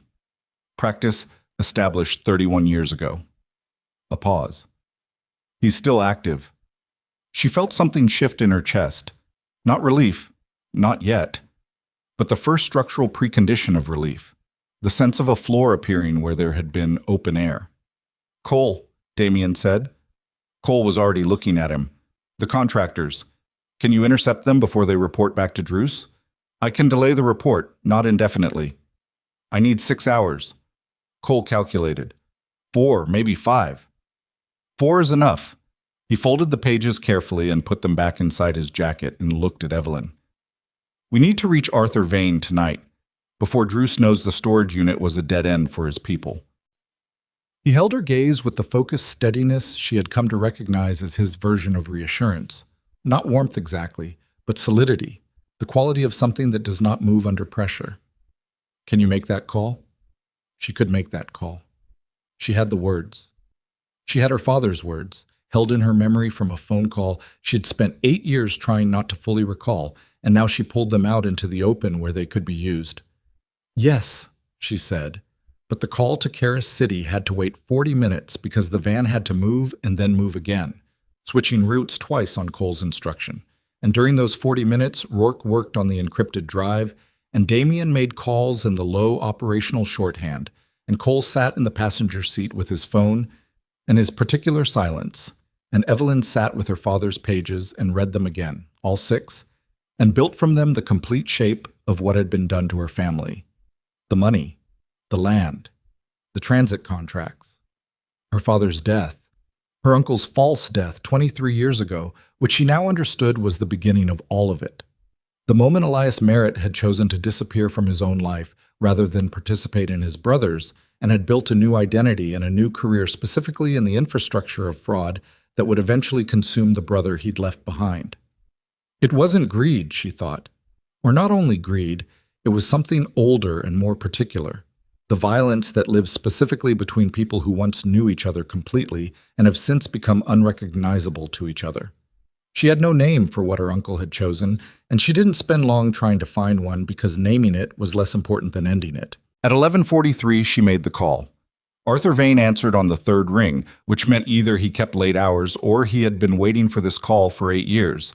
And when she said Thomas sent the storm, his end of the line went so quiet she thought for a moment the connection had dropped. Then he said, "Where are you?" "I'm mobile.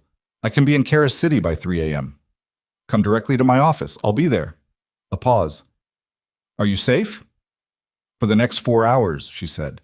"Possibly 5. Another pause. "Your father was a careful man," Arthur Vane said. "What he left with me is complete. I've been maintaining it for 8 years waiting for this call." His voice had something in it. Not emotion exactly, but the released tension of a very long vigil. "He told me you'd come when you were ready. He said you were more capable than you knew." She pressed the phone against her ear and felt the words arrive in her chest like something physical. "I'm starting to believe that," she said. She ended the call. Damien was watching her from across the van. Cole had half turned in the front seat. Even Soto's eyes had come up to the rear-view mirror. She looked at Damien and said what needed saying. "We need to move everyone. Sable Oren, Rourke's contacts at the DA's office, Rosa at the estate. If Druce escalates when the contractors report back, anyone connected to the counter-disclosure is a target."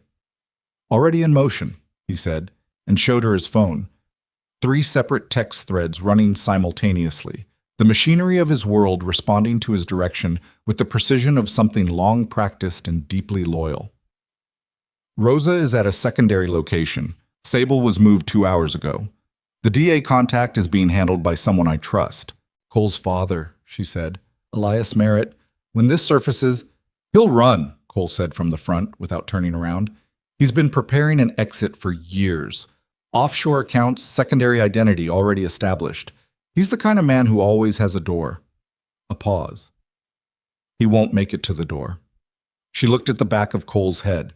She thought about the 3 years he'd spent managed by the people who had killed her father, and the 10 years before that he'd spent in Damien's confidence, and what it cost a man to live that long in the seam between two irreconcilable obligations, and she decided that accounting was for another time.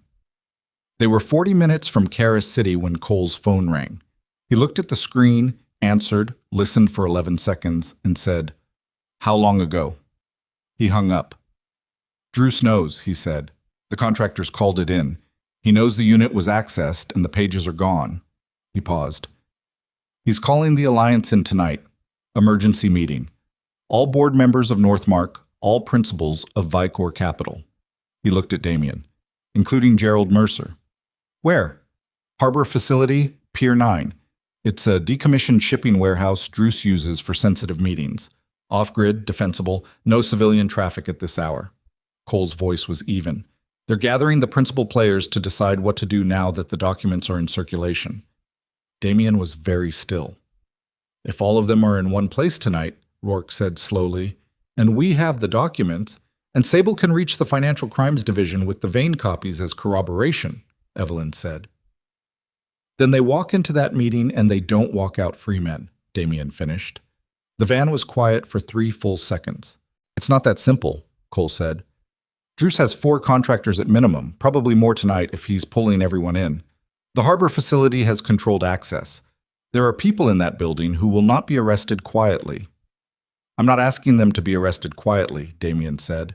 "I'm asking them to be in one room at one time with federal-grade evidence closing in from the outside." He looked at Cole directly. "Can you get us inside?" Cole was quiet for a long moment. "I can get you access," he said. "I can't guarantee what's on the other side of it." "Nobody's asking for guarantees," and Damien looked at Evelyn. She knew what the look was asking. She had the pages. She had the call to Vane confirmed. She was, in the fullest and most unavoidable sense, the center of this, not because she had chosen to be, but because the men who built this conspiracy had made her the center of it 23 years ago when they decided her family's land and her family's silence were worth more than her family's lives. "Go to Pier 9, she said. Cole turned back to the front and made a call in a low voice, and Soto changed direction at the next intersection without being asked, and the rain on the windshield increased, driven sideways now by a wind off the water, and Evelyn pressed her back against the seat and looked at the folded pages in her hands. Her father's handwriting. His name in pencil in the inside cover. 61 years old on a road he knew, in weather he could drive, and her uncle had built the infrastructure of his death the way other men build houses. Patiently, methodically, brick by brick, with the confidence of someone who has decided the structure will stand and only needs the land cleared. The harbor lights appeared through the rain, yellow and cold, and below them the black flat water of the pier, and somewhere inside the decommissioned warehouse, the men who had cleared her family's land were assembling in one room to decide how to survive the night. She thought, they are about to find out that they've already lost. She thought, my father was right about me. She thought, I am going to walk into that room and I am not going to wait behind cover. And then the van stopped at the service gate of Pier 9, and Cole entered a code and the gate rolled back, and Damien looked at her one last time with the expression that was not gentle but was solid, the quality of something that does not move under pressure. And she looked back at him with everything she had, which turned out to be more than she'd known she was carrying, and then the door opened and the rain came in cold and real, and she stepped out into it without hesitating. The rain at Pier 9 was the kind that doesn't fall so much as occupy. A fine driven mist that got into everything, that made the floodlights bleed and turned the black water of the harbor into something that looked solid enough to walk on. Evelyn stood on the wet concrete of the service road and felt it on her face and in her hair, and thought about another rainstorm 3 nights ago, and a bridge, and a truck that had nearly made this night impossible. 3 nights. It felt like a different calendar. Damien moved beside her.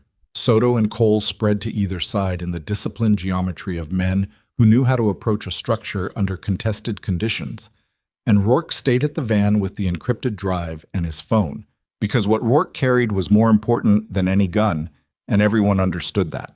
He had Sable Orn's number open on his screen. He had the Financial Crimes Division contacts standing by. He had everything they'd built in 48 hours of excavation sitting on a drive the size of a thumb, and his job was to ensure that drive reached the right hands regardless of what happened at the other end of the pier. "Main entry's the south loading door," Cole said. He was speaking low, not whispering. Whispering carries farther than people think. "They'll have 2 people inside the door. Druce runs the same configuration every time he uses this facility." He looked at Damien. "I can walk through the south door. I'm still operational in their eyes. They don't know I've turned." "How long does that hold?" "Until someone talks to the contractors directly." A pause. "They're contained, but not indefinitely. I'd estimate I have 20 minutes of credibility inside before the picture changes." 20 minutes. Damien looked at Evelyn and she could see him running the calculation. What 20 minutes could accomplish, what it couldn't, what the cost was if the calculation was wrong. She knew he was also running a different calculation, the one that factored her in, that weighed the specific danger of bringing her into the building against the specific necessity of having her there, because the documents in his jacket were her father's, and the words on them were written for her. And what was about to happen in that warehouse required a witness who was more than tactical. It required someone to whom this was owed. "I'm going in," she said, before he could shape the argument. "Not because I need to prove something, because Arthur Vane is going to need a deposition, and I am the only person in the city who can give one that connects every part of this, the land, the murder, the shell corporation, the foundation theft, into a single coherent account." She looked at him steadily. "And because my father's name is in those pages, and I am going to be in the room when it matters." Damien looked at her for a long moment. In the bleeding floodlight, his face was tired and certain, and she realized she had been reading his expressions correctly for 2 days now, which was either a measure of how much had happened or something else she wasn't ready to examine in the rain outside a harbor warehouse. "Left side," he said. "You stay on my left. You don't move ahead of me under any circumstance." Agreed. Cole went through the south door first. They gave him 90 seconds, counted in the particular slow way of people for whom 90 seconds contains a very large number of possible outcomes, and then Soto opened the door and they went in. The interior of the warehouse was vast and cold and smelled of salt water and old machinery, the specific smell of industrial spaces that have been emptied of their original purpose but not of their atmosphere. The floor was poured concrete, cracked in long diagonal lines, and the overhead structure was exposed steel beams from which a series of temporary work lights had been strung on cable, casting overlapping yellow pools that left the edges of the space in near darkness. In the center of the floor, someone had arranged a grouping of tables pushed together into a rough conference shape, and around that table sat 9 men. Evelyn counted them automatically, the way she'd learned to count exits and distances in the last 3 nights. 9 men. She knew 3 faces. Gerald Mercer, who sat at the far right with his jacket still buttoned and his posture carrying the rigid quality of a man who is maintaining composure through sheer structural habit. Harlan Druce at the table's head, larger than she'd remembered from the Foundation dinner, or perhaps it was the context, the way a man expands when he is in a room he controls. And between them, in a chair that was slightly set back from the others, as if the distance was architectural rather than incidental, a man she had never met but recognized immediately from the set of his shoulders and the line of his jaw and the specific way he held his head, which was her father's posture on a face that had been living under a different name for 23 years. Elias Merritt. Her uncle. The dead man. He was the first one to see her walk in. His face did something that she would spend a long time afterward trying to describe accurately and never quite manage. It wasn't guilt. Guilt requires an ongoing relationship with the act, and she suspected he had processed his guilt, if he'd ever had any, long ago. It was recognition. The recognition of a man who has built an elaborate structure around a single foundational act and has just watched the person most entitled to dismantle it walk through the door carrying the tools. Cole was standing to the left of the table. His hand was at his side and his expression had settled into the professional neutral she now understood was his operational face, the one that revealed nothing because it had been trained to reveal nothing. One of Druce's men was near the east wall, another by the door they'd come through, and Soto was already reading the room's geometry, the way Soto read all geometry, with the quiet efficiency of someone who has done this enough times that threat assessment is simply how he processes space. Druce looked up from the table. His eyes moved from Cole to Evelyn to Damien, and the sequence of his attention told her exactly where the power registered for him. Cole first, because Cole was expected, then her, because she was the problem, then Damien, because Damien was the variable he'd been trying to eliminate. "Cole," Druce said. His voice was the voice of a man who has not needed to raise it in many years. "This is not what I asked you to deliver." "No," Cole said. "It's not." A beat. Something shifted in the room's air pressure, the almost physical sensation of a situation recognizing itself. "There are documents," Evelyn said, because the silence was an opportunity, and she had learned in 3 days to stop letting opportunities sit. Every face at the table turned to her, and she stood in the yellow light, with the rain still on her skin and her father's pages inside Damien's jacket, and 8 years of accumulated grief and fury compressed into something that felt, right now, less like emotion and more like absolute structural clarity. Written by Thomas Merritt, dated and signed, documenting a meeting attended by Harlan Druce, Gerald Mercer, Elias Merritt, and 6 other principals at a hunting lodge in Whitmore County 14 years ago. The meeting at which the plan for the Eastern Corridor land acquisitions was laid out, including the compensation arrangements for the Transit Authority board members, the county assessor, and the infrastructure contractor responsible for the Route 9 guardrail. Nobody at the table moved. "A second complete set of those documents," she continued, "is currently being transmitted from the office of Arthur Vane in Kara City to the Financial Crimes Division of the District Attorney's Office, along with the supporting forensic materials compiled by our investigator over the past 48 hours. That transmission began—" She looked at Damien. 11 minutes ago, he said, reading his phone. 11 minutes ago, she said, "which means it's likely already complete." Druce's hands were flat on the table. He was looking at her with an expression she recognized from the Mercer conference room, the expression of a man who has prepared for one version of a conversation and is receiving a different one. The difference was that in the conference room she had been the person being surprised, and that difference was everything. Gerald Mercer spoke. His voice came out with a slight catch in it, the sound of a structure beginning to fail at a load-bearing point. "Those documents are fabricated. Thomas Merritt was dead," Evelyn said. "Yes, you helped arrange that." She looked at him directly and felt no particular satisfaction in it, which surprised her. She had expected to feel something larger at this moment. What she felt instead was simply the weight of the fact, clean and heavy and permanent. "You sat on the board of Vicor Capital with Elias Merritt for 11 years. You helped acquire land that was stolen from my father's estate through a probate attorney you recommended and then paid. You attended the Whitmore County meeting. My father wrote your name down." She paused. "He wrote everything down." Gerald's composure was visibly deteriorating at the edges. His jaw was tight, and his hands had come up from the table, and there was something in his eyes that was working toward the shape of a plea before he'd consciously authorized it. "The foundation charges," he said. "Those can be—" "Withdrawn," Evelyn said. "I know. The witnesses were paid from a Vicor Capital subsidiary. Rourke documented the transfers." She held his gaze. "The foundation charges were never the point. You know that. They were leverage, a mechanism to discredit me before I could start asking questions about my father's estate." She felt her voice stay level and marveled distantly at that, at the capacity of the human body to hold its form under extreme pressure when it has decided what it's there to do. "The only question that matters tonight is which of you is going to be the first one to speak to the federal investigators when they arrive." "When they arrive," Druce said. His voice had lost none of its texture, but there was something new in it, the very first register of recalculation. "You're telling me federal investigators are coming to this building tonight?" "They're already en route," Damien said. He was reading his phone. He held it up so Cole could see the screen, a specific gesture directed specifically at Cole, and Cole's expression did something that was not quite visible from across the room, but that Evelyn read from the micro-shift in his shoulders as relief.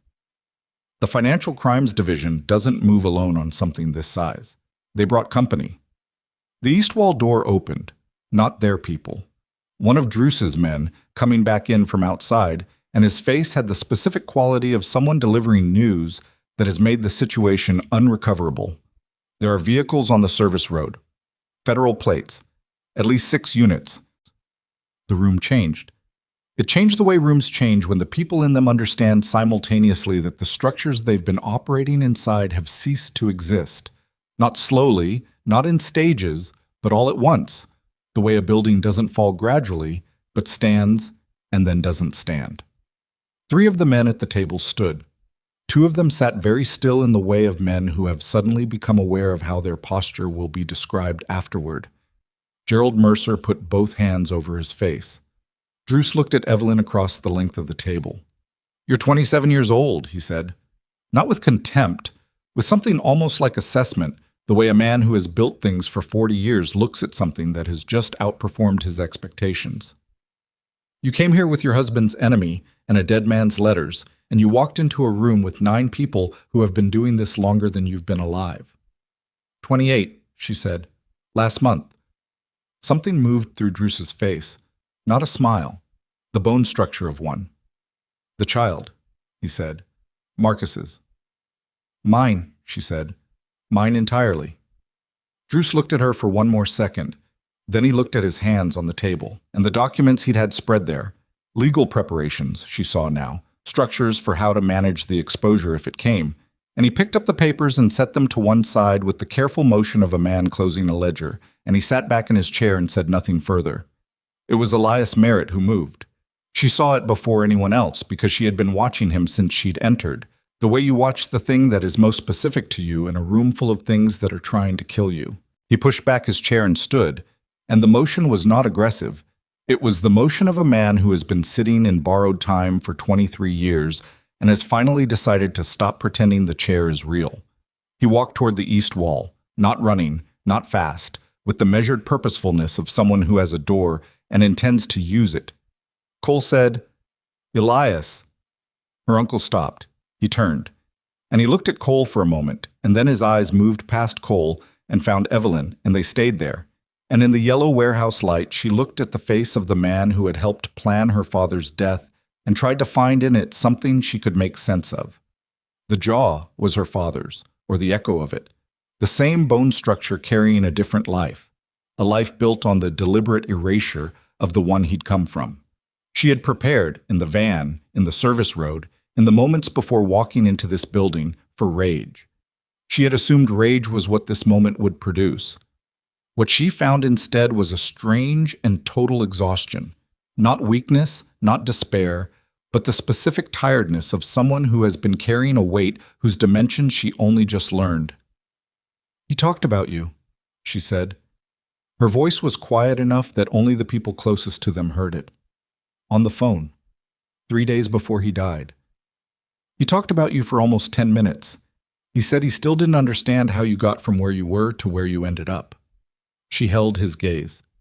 "He said that when he figured it out, he was going to write you a letter." Elias Merritt's face did something that she turned away from before it finished, because it was private in a way that the rest of this night had not been, and whatever he felt in that moment was between him and the brother he had buried, and she did not need to witness it. The south door opened, and the first federal agent came through with his badge already extended, and behind him 4 more. And behind them the particular contained chaos of an operation arriving at its objective, and in the noise and movement, and the flat official voices, and the scrape of chairs, and the sound of Gerald Mercer beginning to say something that his own attorney, who was not present, who was somewhere in the city unaware that his client's night had just become his worst professional crisis, would have stopped immediately. In all of that, Evelyn Mercer stood very still in the center of the warehouse floor and breathed, in, measured, out, the way she'd been breathing for 3 days, the way she intended to keep breathing. Damien found her in the still place.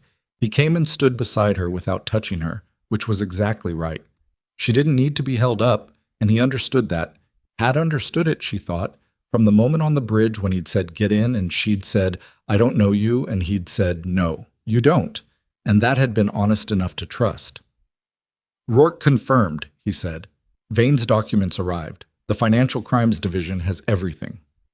The Foundation charges. "Sable filed the countermotion 40 minutes ago. The complaint will be formally withdrawn by morning." She nodded. "Cole," she said. "He's talking to the lead agent." A pause. "He'll cooperate fully. His 3 years of embedded intelligence on the Alliance's operations is going to be more valuable to the federal case than anything else they have." He paused again. "It won't make everything right." "No," she said. "It won't." She looked across the warehouse floor to where Cole was standing with the federal agent, speaking in the careful, measured cadences of a man delivering a full accounting, not confessing exactly, but surrendering the ledger, which is different and costs more. His profile was the same pleasant, forgettable profile, but something in the set of it had changed. Some long-maintained tension released. 3 years of standing in a seam between two irreconcilable things, and now the seam had closed, and whatever was left was just him, accountable and intact. She looked away. There was a lot of night left, and all of it was going to require her. What followed was not a single moment, but a sequence of them, each one slower than the last, the way the aftermath of extreme events decelerates in careful increments as the body's emergency systems begin to understand they are no longer needed at full capacity. Federal agents. Statements.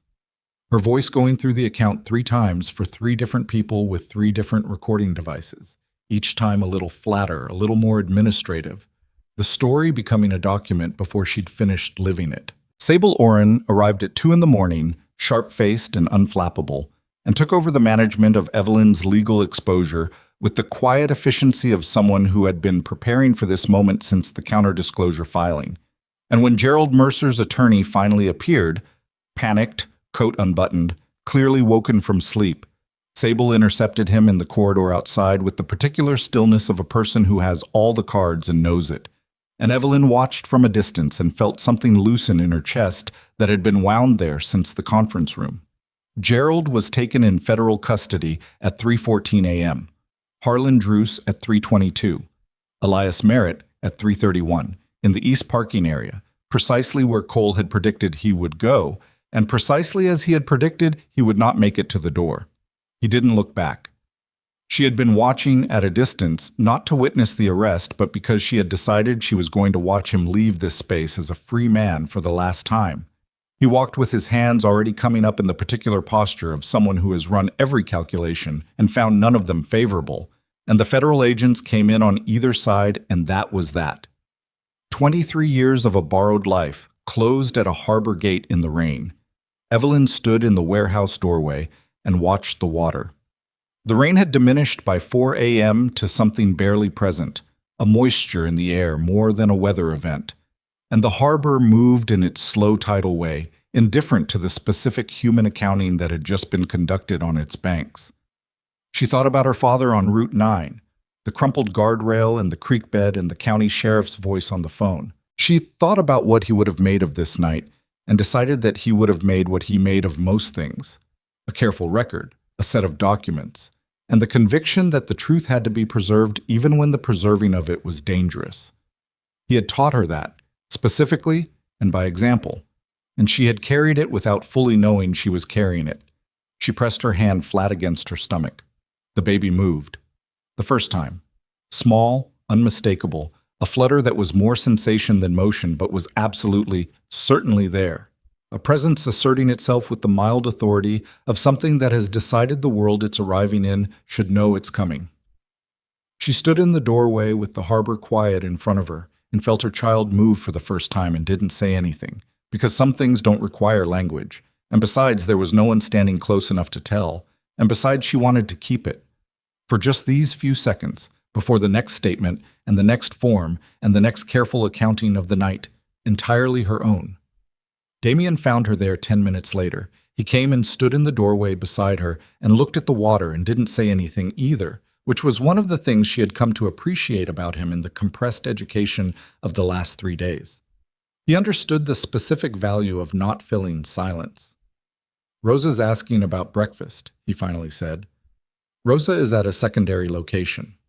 Rosa drove herself back to the estate at approximately 2 a.m. because, in her words, if no one was going to die, then someone needed to start the coffee. He paused. Her words.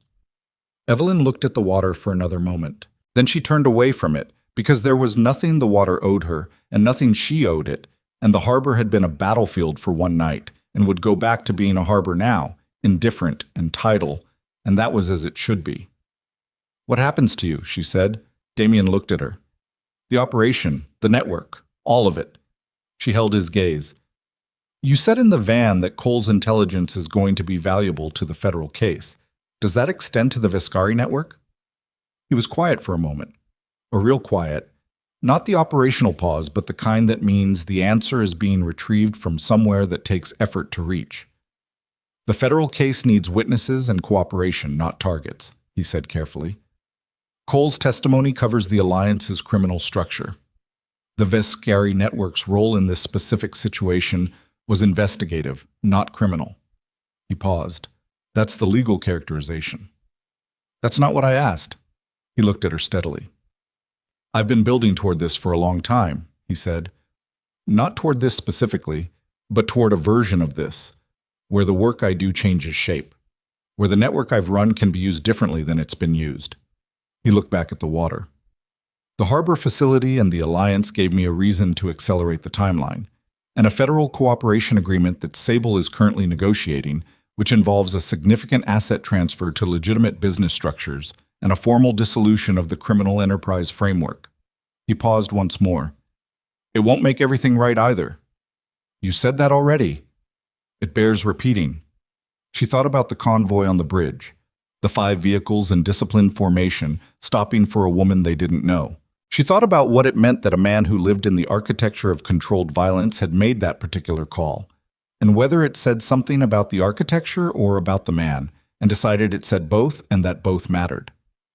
The child's going to need documentation, she said, the paternity situation with Marcus. The inheritance from my father's estate, which the transit land recovery will presumably address in some form. She looked at Sable, visible through the warehouse window, still working, still focused. Sable's going to be busy. Sable is happiest when she's busy. Am I going to be able to afford Sable? The Mercer family's attorneys will be recommending a settlement within the next 72 hours, Damien said. The criminal complaint withdrawal is the first step. The civil liability exposure from the Foundation accusations, combined with the Vicor Capital connection that Gerald can no longer deny, means the family's legal position is unsustainable. He paused. Marcus specifically is in an interesting position. He was operational enough to be complicit in the setup, but not senior enough to have been at the Whitmore County meeting. That gives him negotiating room he'll want to use, and using it will require him to produce documentation that helps your case considerably. Marcus, she said, and felt almost nothing, which told her that the grief for that particular loss had already done its work somewhere in the last 3 days without requiring her full attention. 4 years of carefully managed distance. A marriage built on the architecture of her utility to people who needed her small and movable. And the end of it had come in a conference room while she'd looked at papers with her name on them and understood that the room had been built around her. He's going to be furious.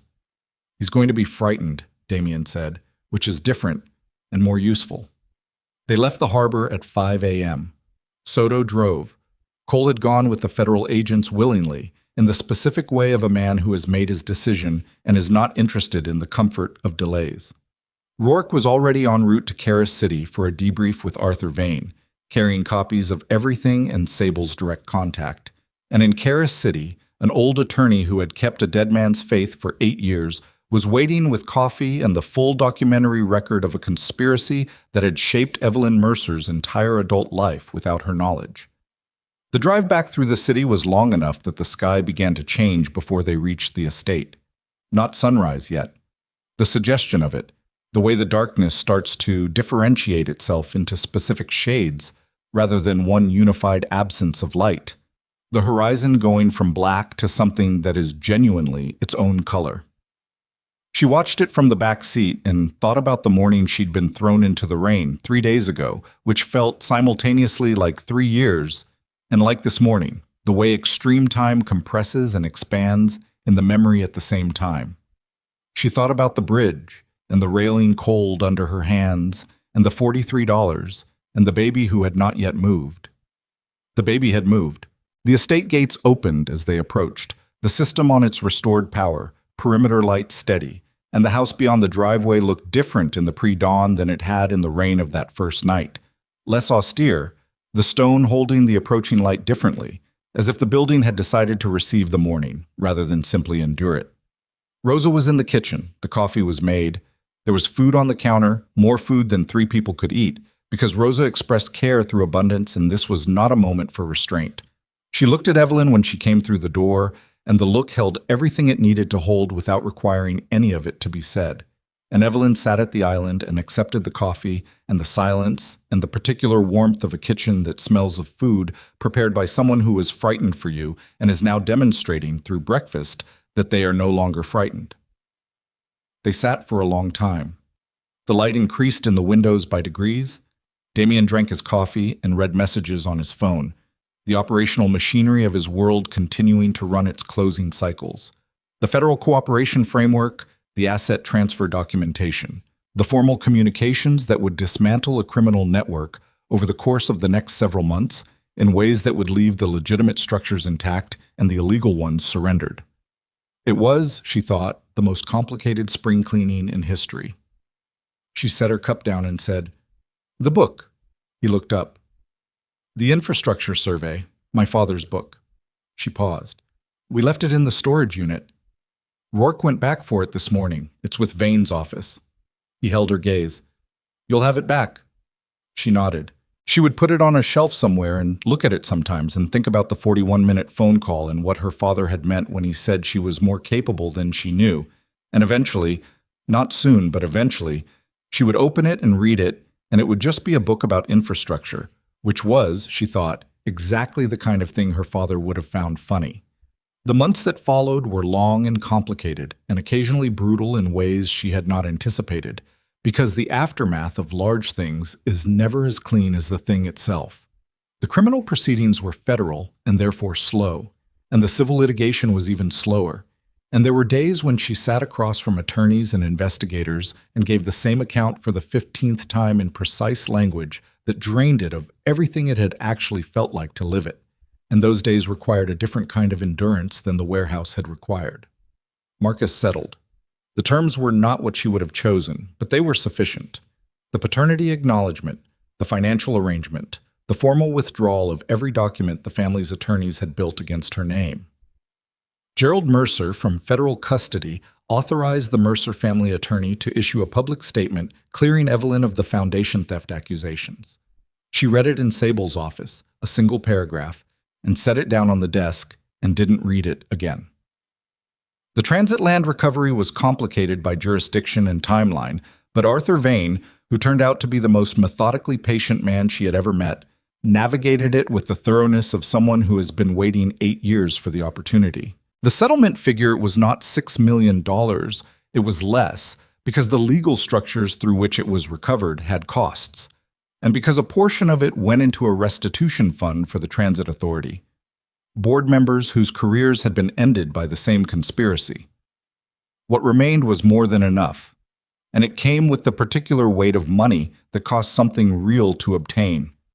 The Mercer Foundation was restructured under independent governance and new leadership, and continued its charitable work under those auspices, which was, Evelyn decided, the right outcome. The institution that had been used as a weapon against her was not the institution itself, and the families who depended on its programs had not wronged her. Elias Merritt pled guilty to 4 counts in a federal agreement that required his full testimony against Druce and the remaining alliance principals. She was not present for the plea. She did not attend any of the trials. She provided her depositions and her documentation, and she let the legal machinery do what legal machinery is designed to do. Because she had already done her part in a harbor warehouse in the rain, and she was not interested in watching men be punished so much as in ensuring that the punishment was certain. Cole Rafter's cooperation produced the most comprehensive federal case, against a private financial conspiracy in the state's recent history. The sentencing guidelines for his role were reduced substantially in recognition of that cooperation and of the 3 years he'd spent preventing the alliance from moving against Damien's life. 3 years documented in careful detail for the federal record, which was its own kind of thing to read. He served time. He came out of it quieter and more stripped down, and she heard through Damien that he had moved to a different part of the country and was working in construction management, and that the work seemed to suit him. The child was born in early autumn, a girl, healthy and loud, with Evelyn's coloring and her father's general opinion of being made to wait for anything. She was named Clara, which had been Evelyn's mother's name, and also her grandmother's, and was therefore the kind of name that carries its history without needing to announce it. Damien was present at the birth, which had not been planned exactly, but had also not been a surprise, because the previous 7 months had established the particular shape of what existed between them. Not romantic in any simple sense, not yet, but built from something more durable than romance, which was the specific knowledge of each other that comes only from having moved through extreme circumstances at close range and discovered what the other person does when the structure around them fails. He stood in the corridor and waited, which was all anyone can do in those circumstances. And when Rosa called him in, he came and stood at the side of the room and looked at the child with the expression she had come to recognize as his equivalent of everything he wasn't going to say, which was the same as saying it. She handed him Clara without asking, because the gesture didn't require permission. He held her with the careful competence of someone who has learned to be gentle with fragile things without being told they're fragile, and Clara regarded him with the alert, unimpressed dignity of the newborn. And Evelyn lay back against the pillows and let herself be tired in a way she hadn't allowed during the previous months, the good exhaustion of something finished. Months after that, many months, the city moving into a new winter, and the legal proceedings reaching their conclusions, and the life Evelyn was building reaching its first stage of something that felt, cautiously, like stability, she stood at the window of the apartment she had rented in a neighborhood she had chosen for herself, which were both facts she still appreciated with a specific and deliberate attention. Clara was asleep in the next room. The city below was lit in its winter way, cold and gold, and the harbor was somewhere to the south, invisible from here. Damien arrived at 7, as expected. She had been cooking, which was something she had returned to recently as a deliberate practice. The physical specificity of it, the attention it required, the way it produced something tangible and warm at the end of the process. He came in and shed his coat and stood in the kitchen doorway exactly as he had stood in the kitchen doorway of his estate on the first morning, and she thought about that morning and this evening and the distance between them, which was not very long in time and was very long in every other measure. "Clara?" he said. "Down for 3 hours.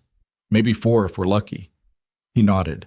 He looked at her with the steady, undemonstrative attention that she had learned to receive as the thing it was, which was the full and specific regard of a man who does not distribute his attention carelessly.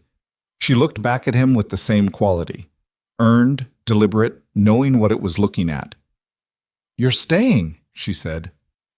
Not a question. "If that's the offer." "It's the offer."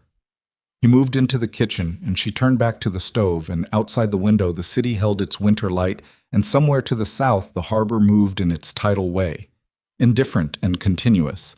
And inside this particular apartment, in this particular winter evening, there was food on the stove and a child asleep in the next room, and 2 people standing in the specific, hard-won quiet of a life that had been rebuilt from its lowest point by hand.